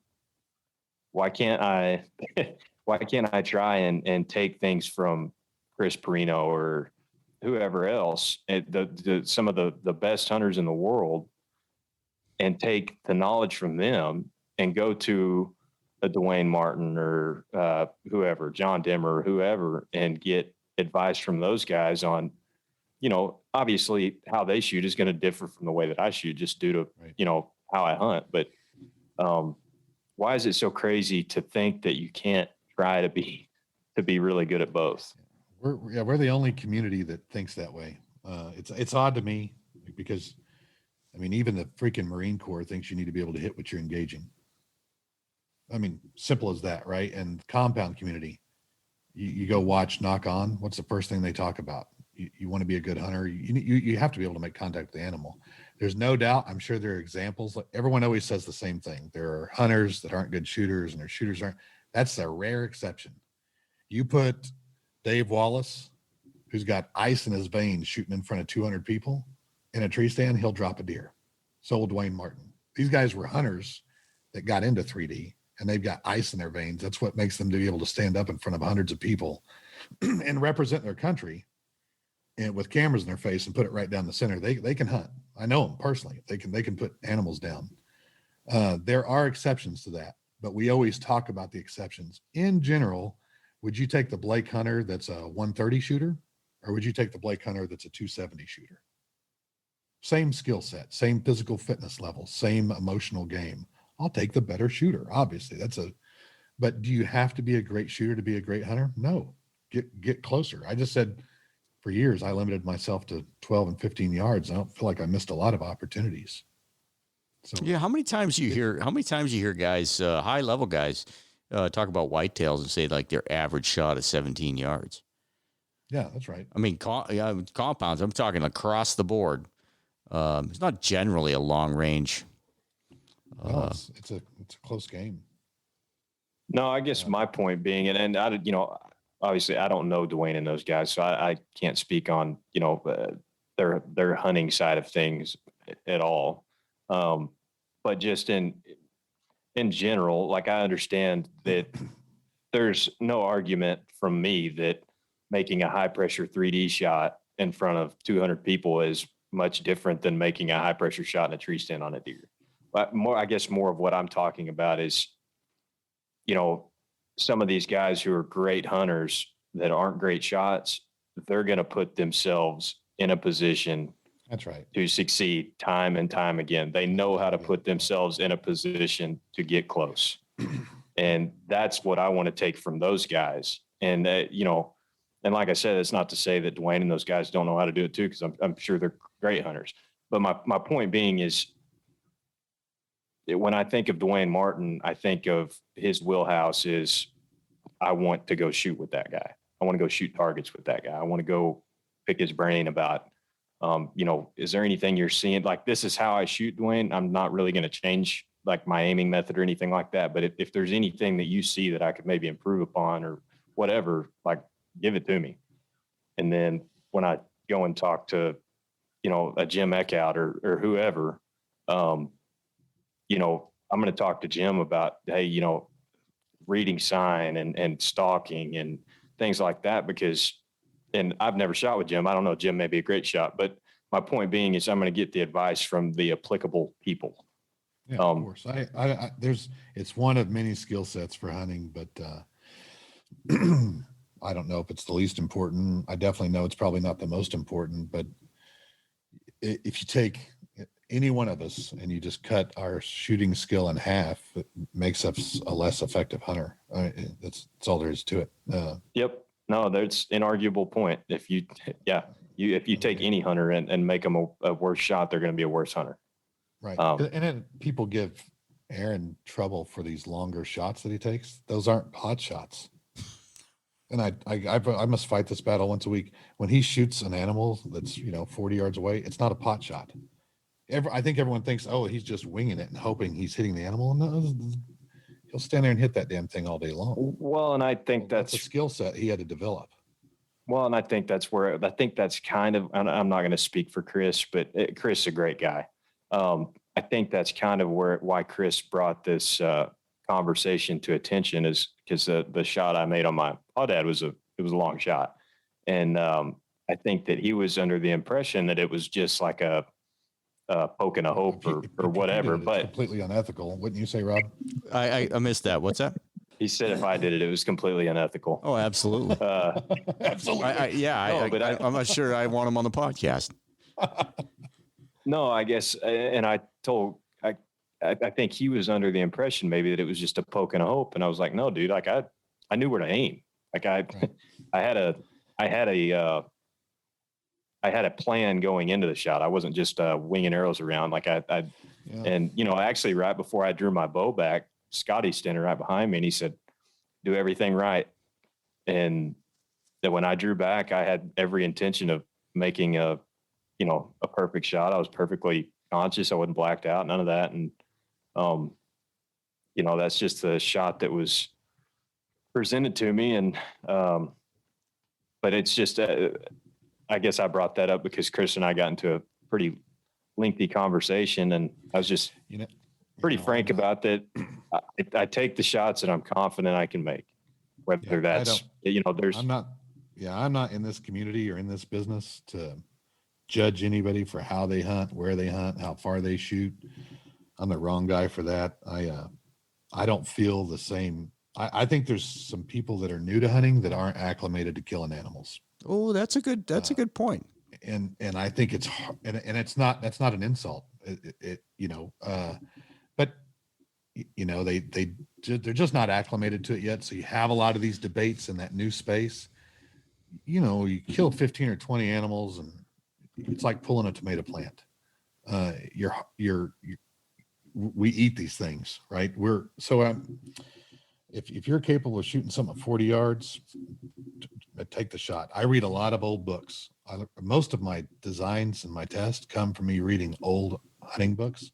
Let me tell you something. Go look up the first deer killed, in Michigan with a bow and arrow in terms of like clubs. These guys were making shots at 80 and 100 yards. So, and I'm sure they weren't making it the first time. So we can't look back and say it's a tradition to be close. We can't judge each person because we don't know their effective range. I've done some comprehensive studies where I have a pretty good idea of what our average effective range is. But man, it doesn't do the community any good to try to police somebody else. Go get your animal. Anybody that's hunted and not had a bad shot hasn't hunted long enough. And it all comes down to skill set. You want to shoot farther, learn to shoot better. I currently I don't take shots past 40, especially at whitetail, but there are people that can, and it's just as ethical as me shooting at 12. To the hunting aspect, I say often, that I have had the good fortune to hunt with some of the best hunters that I'll ever be around. Dan and Jack and there's a whole list of them, Jake, guys that just get it done continually. And Aaron, just having hunted with Aaron, it's the same.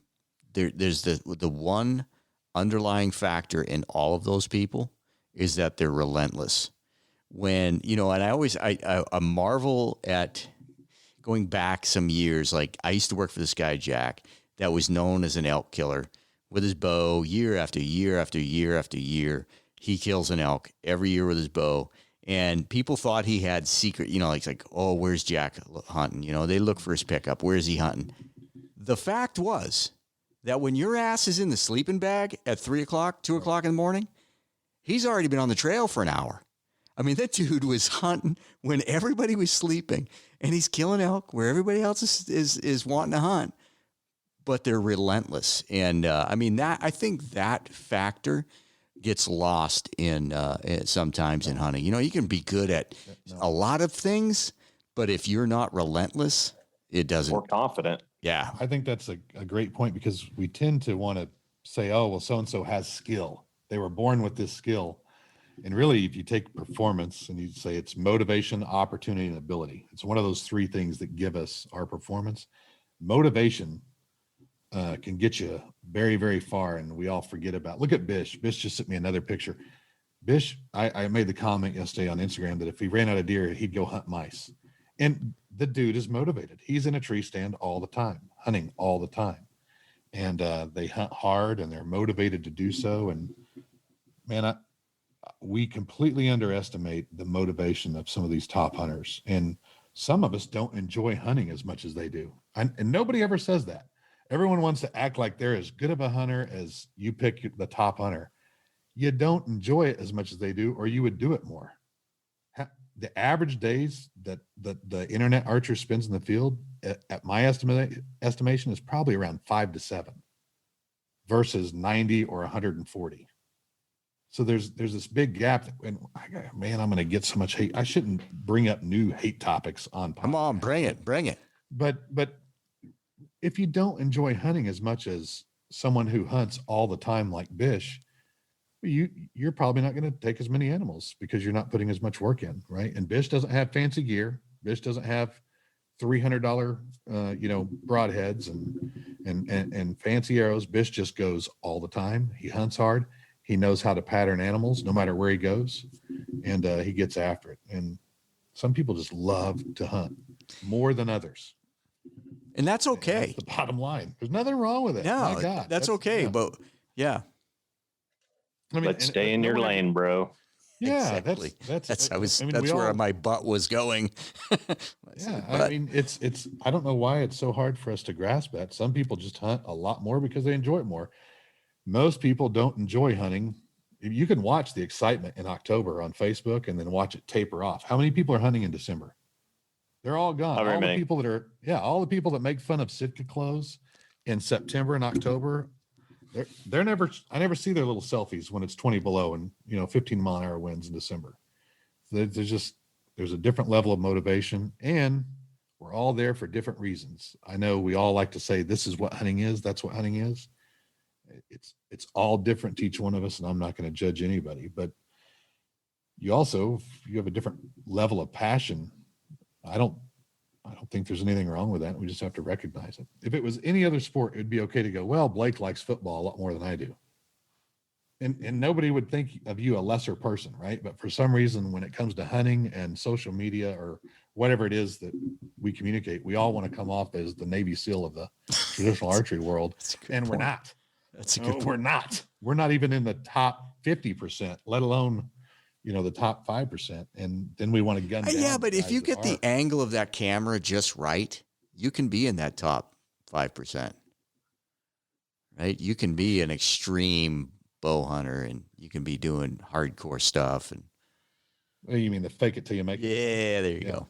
Yeah. No, you can, unfortunately, but if you want to be good at something, you have to love it, because it's hard work, right? And I think you said the one thing that's in common is it's relentless. I think there's discipline. These guys I think there's little decisions we make every day that make us better at what we want to be. And a lot of these guys have a lot of discipline in their lives.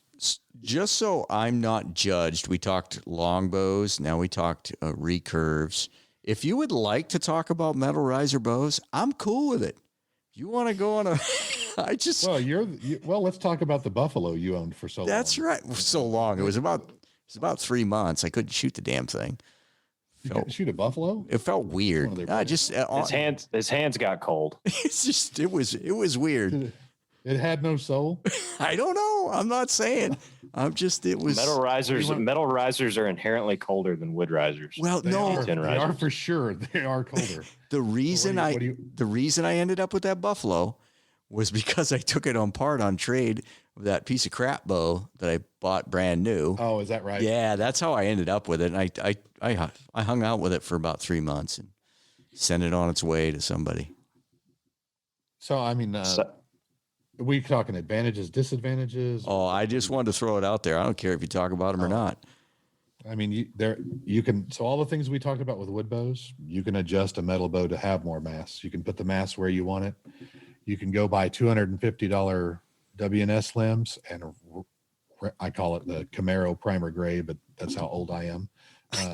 Just nice. rattle can those things and take them hunt them. I've probably sold more WNS limbs than anybody. And you can kind of go down that path and save yourself some money, but there's also something to be said, and because that was the character that I played heavily last year, and I still think that's the right choice. If you're starting here, that's the high value prop. But a bow, because it is hard work and you are going to get frustrated, a bow has to inspire you to shoot it. It has to inspire you to shoot it, because you are going to hate that bow on some days. I don't care what Black Widow you got with what fancy exotic wood, and Toby signed it for you and he had you over for Thanksgiving. Eventually you're going to look at that bow and go, this piece of trash, and you're going to be mad at it. There's got to be something about that bow that makes you keep coming back to it and picking it up. And metal bows don't do that for a lot of people. That's fine. I get that. But I think that's an important trait you need in a bow. So if your soul is called to a Howard Hill bow, even though we've sat here now and said it's much harder to shoot, even though I just had a bowyer yesterday tell me that they're better to shoot. Howard Hill bows are better to shoot. They're more accurate. Well, then why aren't Olympians using them? That's odd. Why aren't they at Lancaster Classic? What a funny ordeal. When there's money involved, people aren't going to these things. So there's this opinion that they're more accurate to shoot, but they're harder to shoot. But are they more fun to shoot? Heck yeah, they are. For me, they are. I love them. If a metal bow doesn't ring your bell, my God, don't pick it up, because you're going to get frustrated with that metal bow. No matter how much easier it is to shoot, you're going to get frustrated with it. And there's got to be something about that piece of equipment that brings you back to it. And wood definitely does inspire people to shoot. And when you do learn to shoot around a wood bow, you do kind of connect with it a little bit more.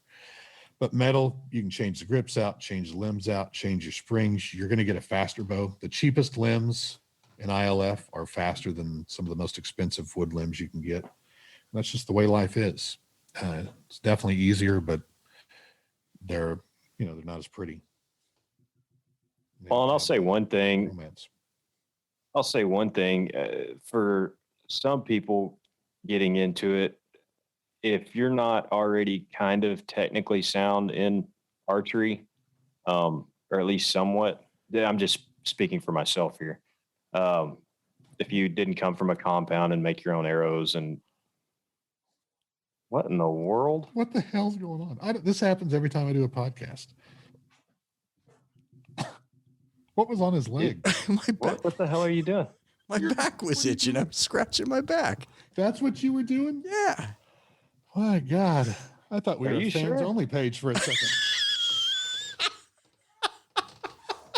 That shows your age, because it's called OnlyFans. You Whatever. I don't have a subscription to any of them, but what he was doing to that desk, it looked like something I should have thrown a 20 at him for. He just gets up and does this mid-conversation. We got to edit all this out. What's on your leg? Well, we're not editing anything out. Oh, it's an ace bandage. I tweaked my hamstring today. But, But probably doing some goofy shit like that. No. I've never seen anybody do that in the middle of a conversation. Well, Oh, hit I the could mute say button. some really rated R stuff right now. I'm going Mute to refrain. Hit the mute button and scratch my back. What were you saying? No, I was just Fans only, something. If you're not I don't know. a metal bow for some people can be intimidating on the other end of the spectrum coming into That's it. right. If you don't have some kind of technical background in archery, or at least an understanding of center shot and tiller and things like that, or a metal bow may not be the what you want anyways. I know for me, I shot a metal bow some this year, and You were it frustrated just, when you called I me. I was extremely frustrated. And I think a lot of it boiled down to the springy rest just didn't agree with me. But I just was like, man, why am I like, what I've been doing has been working. Why am I screwing with this thing? And, there's a lot of adjustability to them, and that can be a positive. And it all can, if you're like me, it can be a negative too, because you never stop screwing with crap. I appreciate, a G10 riser or my Carter riser with a stick-on rest and bolt-up limbs, because it's if I tune an arrow out of that thing, and I've got it shooting bullet holes, and it shoots great for 2 months. Well, all of a sudden one day it's not shooting like crap. It's not shooting like it should. Well, it's not the bow. Something didn't move. There's no adjusting that can be done. There's something that I'm doing is screwing this up. And with that metal bow, if I went out and had a bad shooting day, I'd be like, center shot's off. I'd start screwing that puppy in and out, and then I'd just start chasing rabbits. And for me, you were really frustrated. I could tell. I'm like, I hated it. Yeah. You're right. There's a lot of levers you got to pull, and it can be frustrating. But on the flip side of that, there's no arguing that if you're a guy who can set stuff and leave it the hell alone or whatever, there's a lot of adjustability there, and you can figure out what you do like and what you don't like off of a metal bow, and then call Black Widow up and say, hey, this is what I want. This is what I want my tiller set at, and blah, blah, blah. And, this is a grip I like. And, they can usually guide you in pretty fast. It's funny because I get a lot of messages that people say, well, I'm coming to trad from compound because it's more simple. And, when I shot a compound, I'd practice about 4 to 6 weeks ahead of season. I'd go to an archery shop, get some arrows built, practice a little bit, get dialed in, shoot. That's about as simple as it gets. And I ask them that. I'm like, what was your compound experience? And like, and it's probably the same. And I'm like, well, get ready, because there ain't nothing simple about, trying to tune a recurve, even if it's a wood recurve. And I also, as I look over here at all the arrows I have, we talk about the price of bows.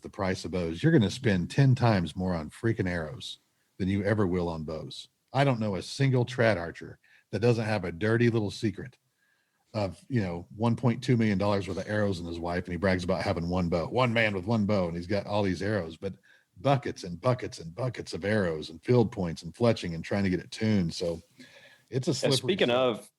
Speaking of, this is that's something a question I get asked quite often. And I always, people tuning or whatever, they're asking what arrows or what spine or whatever. And I'm like, hey, I don't think a lot of people know this. You can go to Lancaster and order individual shafts, or, I think there's probably some places you can get like test packs and stuff like that too. But go to Lancaster or whatever and figure out, buy 2 of each different spine and figure out what you need, and then go to your shop of choice or whatever, and then go order your dozen or 2 dozen. So you're not, in other words, you're not buying a half a dozen or a dozen arrows at a time and blowing a bunch of money trying to figure out what arrows you need. You can go to Lancaster and order individually. Test kits are available, or individuals. And that's always, and you don't assume, because the people do assume this, don't assume if you shoot a 400 axis that you're going to shoot at a certain length with a certain weight, that you're going to move over to a Black Eagle and get the exact same spec. Different arrows shoot slightly differently, and they all have slightly different variations. But man, people just chase their tail. And I think a lot of it comes from, I sound like a broken record probably, but we all tell people to bear shaft. Bear shaft's advanced stuff. You're better off, in my opinion, you're better off doing some, fletch arrows. You think that's advanced? Trail into the lift. Man, you for a lot of people. Really? Very few people can stand back at 20 yards and shoot bear shaft groups that look halfway deep. They'll shoot, each arrow looks completely different. Yeah, when I think of bear shaft, and I'm shooting 6, 8, 10 feet through paper. Well, even that though, well, I mean, that's what that probably, Rob.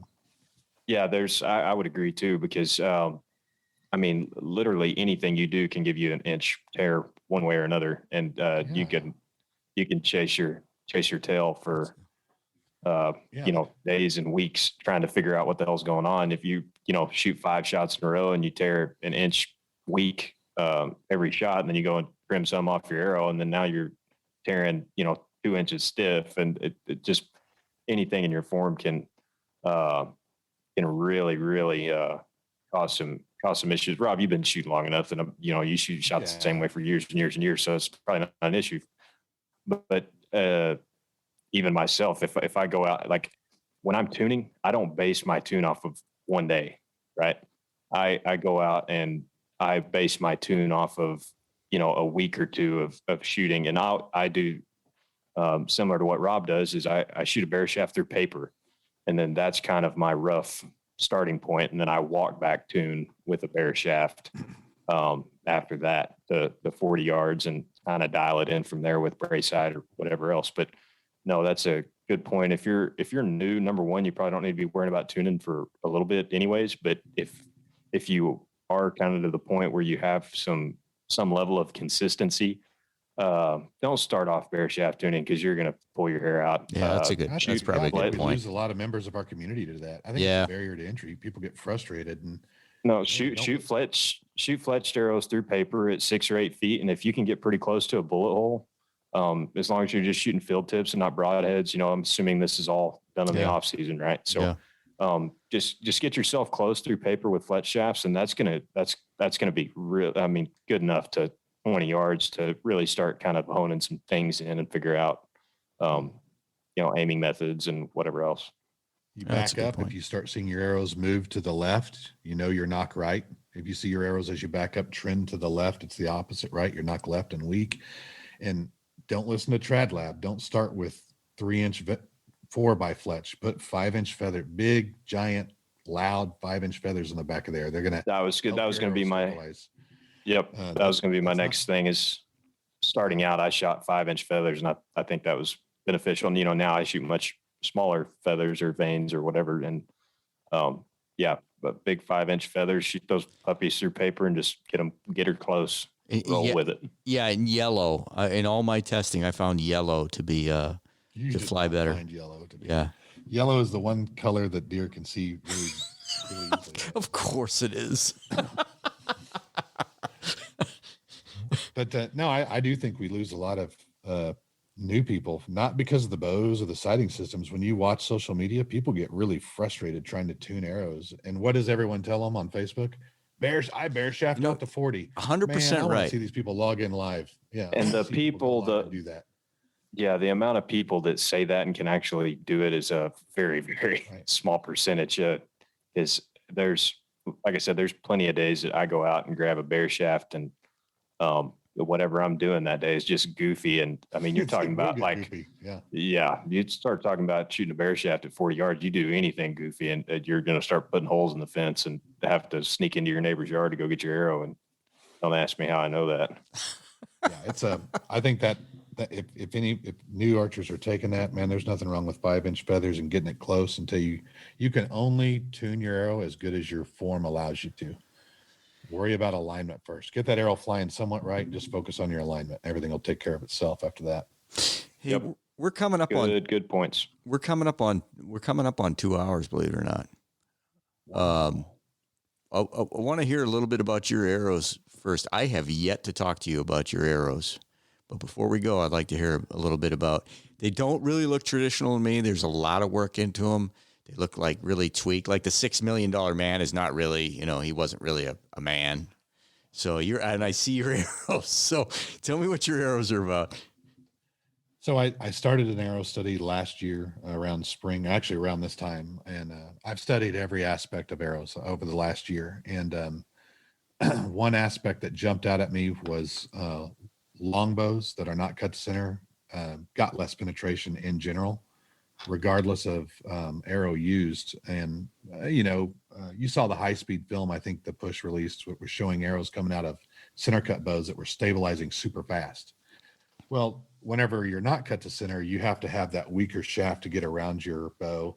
Long story short, whenever that hits a target, it bends and it requires more push force, which is, I got the push force instruments right here to get through the target. And I just wrote an article for Compton that said, if you want a new idea, read an old book, right? I'm reading all these books from the 30s and 40s. And those guys knew that footed arrows were dominant in terms of penetration and flight. And sure enough, you put a hard piece of wood up front and that doesn't bend when it hits the animal. So you get that nice clean penetration that you would of a carbon arrow and center shot bow relative to the dynamic flex. And it was extremely beneficial. So I stopped the study. I looked around and 3 people made them. I purchased some and tested them. And they did really well. And then we went out and bought the equipment to make them. And I tried a bunch of exotics and they broke. So then we brought in Dymalox and Spectraply. Spectraply now is probably my preferred because it seems to be just a little bit. I got one arrow I'm on 3 animals on, which is hard to do with a wood arrow. What is that called? Not an invent. What is that called? Yeah. So what is that? Yeah. Now, where does that grow? I've never seen that. It's in the Pacific Northwest. You're gonna have to go. You're gonna have to go walk around in the jungle and get wet for a while to find it. It's the same thing that your bow's made out of. Your green leaf is actually is the exact same thing impregnated with resin, which is Dymalox. So we use Dymalox footings or Spectraply, and it's me trying to bring something old here that's still really, really good from a technical perspective, and I'm hoping it helps fund this bow testing that we're doing. But so that must increase your front of center as well. Yeah, increase your front of center. The bear shaft untreated is 5%. Just you do nothing to it, just the shaft raw is 5% FOC roughly, and we are finding an interaction in that the bows become a little bit less critical to shoot that aren't cut to center. And the theory is, again, I'm not a physicist, that arrow that's stiff up front and soft in the center is getting off the shelf just a little bit faster. So what you do torque doesn't show up. I did notice that right away when I started shooting the D-bows. So it's been fun so far. We're having some logistics issues with the U.S. mail, not getting our wood here, but so far it's been pretty good. So what kind of shaft material are you using then? Doug fir and cedar. We started with Doug fir just because the guys were fighting fire, and cedar was hard to get, but now we've got an inventory full of cedar and Doug fir. Cedar being a little bit lighter, and then I'm adding about 5 additional colors to the Spectraply, so there'll be more options. They come tapered. Tapered points up front. Yeah, I taper the points up front because it's such a hard material. Yeah, a dense material. It'd be hard for people to do at home. Knock points we leave for the people at home. So they're cutting them to length and off the point end. Are there a parallel shaft, or are they tapered? Everything's parallel right now. I've got some stuff coming, but right now everything's parallel. I don't in the study I don't find a taper to add any value with a footed shaft. So I don't want to offer it. You can get tapered shafts all over the place, but I don't offer that right now. So by you selling these arrows, literally they're helping to fund what you do at the TradLab with all this testing that we just talked about. Yeah. Richard, who's my father-in-law, who hates my rotten guts because I married his daughter, but he should love me because I took her out of his house. But he's actually built them. He's got all the skills and the experience with wood, and obviously I pay him for his time. It's easier for him to build arrows than it is furniture. He's getting a little older, so he appreciates that. He gets paid, and then absolutely everything else will go toward things like sound equipment. Take my testing to the next level. Vibration analysis equipment costs a lot. I've dumped a lot of money into push force testing equipment for the broadhead stuff, but it'll all go towards that. I'm not looking to get rich. If I do start getting a flow of income, I'll put it toward the shooting sports and fund some shoots with IBO or TAS. And cool. I always the same rule will apply. I have to put more into our community than I take out, and that value will never go away. And it's harder to do in this community than you would think. It really is. So where can people find those arrows? And they're what, Greenwood arrows? Greenwood Arrows. Yeah. You can, if you go to my website, the TradLab, and you're looking at bow testing, there's a link there that'll take you to the Push website where you can purchase them.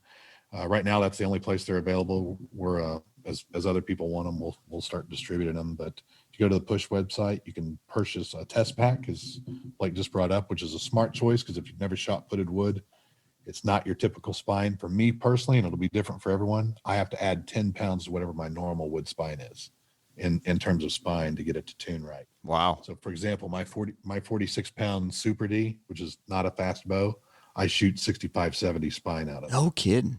And yeah, you got to remember these are 33 and 3/4 inch long arrows too. They're a little bit longer. Yeah. But I trim them down, and so they're performing really, really well. We've got some sort issues that we're figuring out, some logistics, but right now we're pretty happy with it. So at least people can go buy a test pack and just see how they're going to fly off the bow, just to give them a try. So, yeah. And there'll be a link on the show notes to wherever it takes you, whether it's your website or the Pushes. We'll figure that out.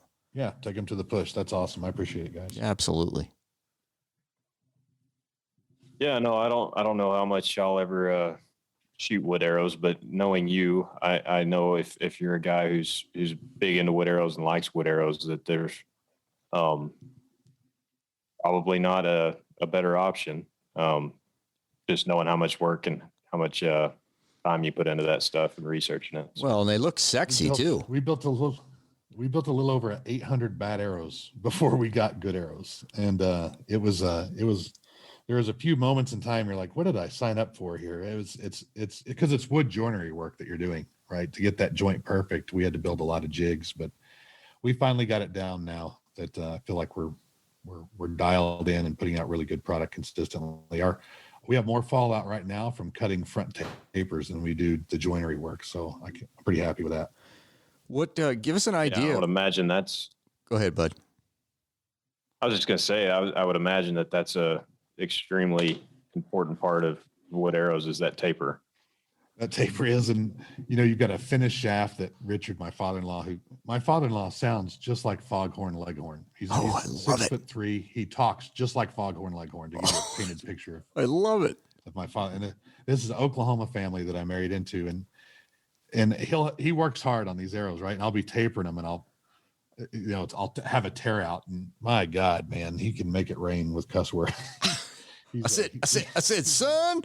Yeah, There's a chicken hawk. Yeah, he lights me up, man, and it's like getting yelled at by Foghorn Leghorn, and it makes me laugh. Then he gets pissed, but he's really picky. I'll go to the shop and try to steal finished arrows, and I shoot the ugliest arrows known to man because he only lets me have seconds. But if you buy them, you'll get good ones. But I shoot a lot of seconds. So give me an idea what a finished out shaft, say a 30-inch Greenwood shaft. If you trim it from the back in your spectra ply, you're going to be in a 65-70 with a 160 grain head. You're going to be around 670 grains. Wow. If you go Dymalux, you can add about 20. If you trim from the front, you can dump a lot of weight. So for example, on that Dymalux, again, Dymalux is the exact same material your Greenleaf riser is. Okay. Tapering that, you lose 12 grains from a flat shaft to a front taper. You lose on average 12 grains. That's how dense that stuff is. So if you want to ditch the weight, you cut from the front and you can retaper it and you're set. Man, I'll bet them things hit hard. They hit really hard. Nice. They don't play, and it's pretty. They make a really awesome sound when they do hit. I'm addicted to them. Well, Blake, Cool, man. you got anything else? You look tired there, bro. I don't think so. I am. Well, I can't believe watching him twerk against that desk didn't wake you up. Like I'm gonna have trouble sleeping tonight. You just close Another your day eyes. at the office, bro. Yeah, this is normal for you. See, when I listen to the podcast, I don't get all these visuals. Another day at the office. Oh, that's good stuff. The old dude's got some moves, though. You got to admit. Yeah, you got down there and ground that damn thing like a pro. All righty. I just got a visual myself, and it's not good. Hey, just rewatch this. Hey, man, really great talking to you. I appreciate you coming on. Appreciate everything you do. All right. Thanks a lot, Yep. guys. Thanks, Appreciate it. Cody.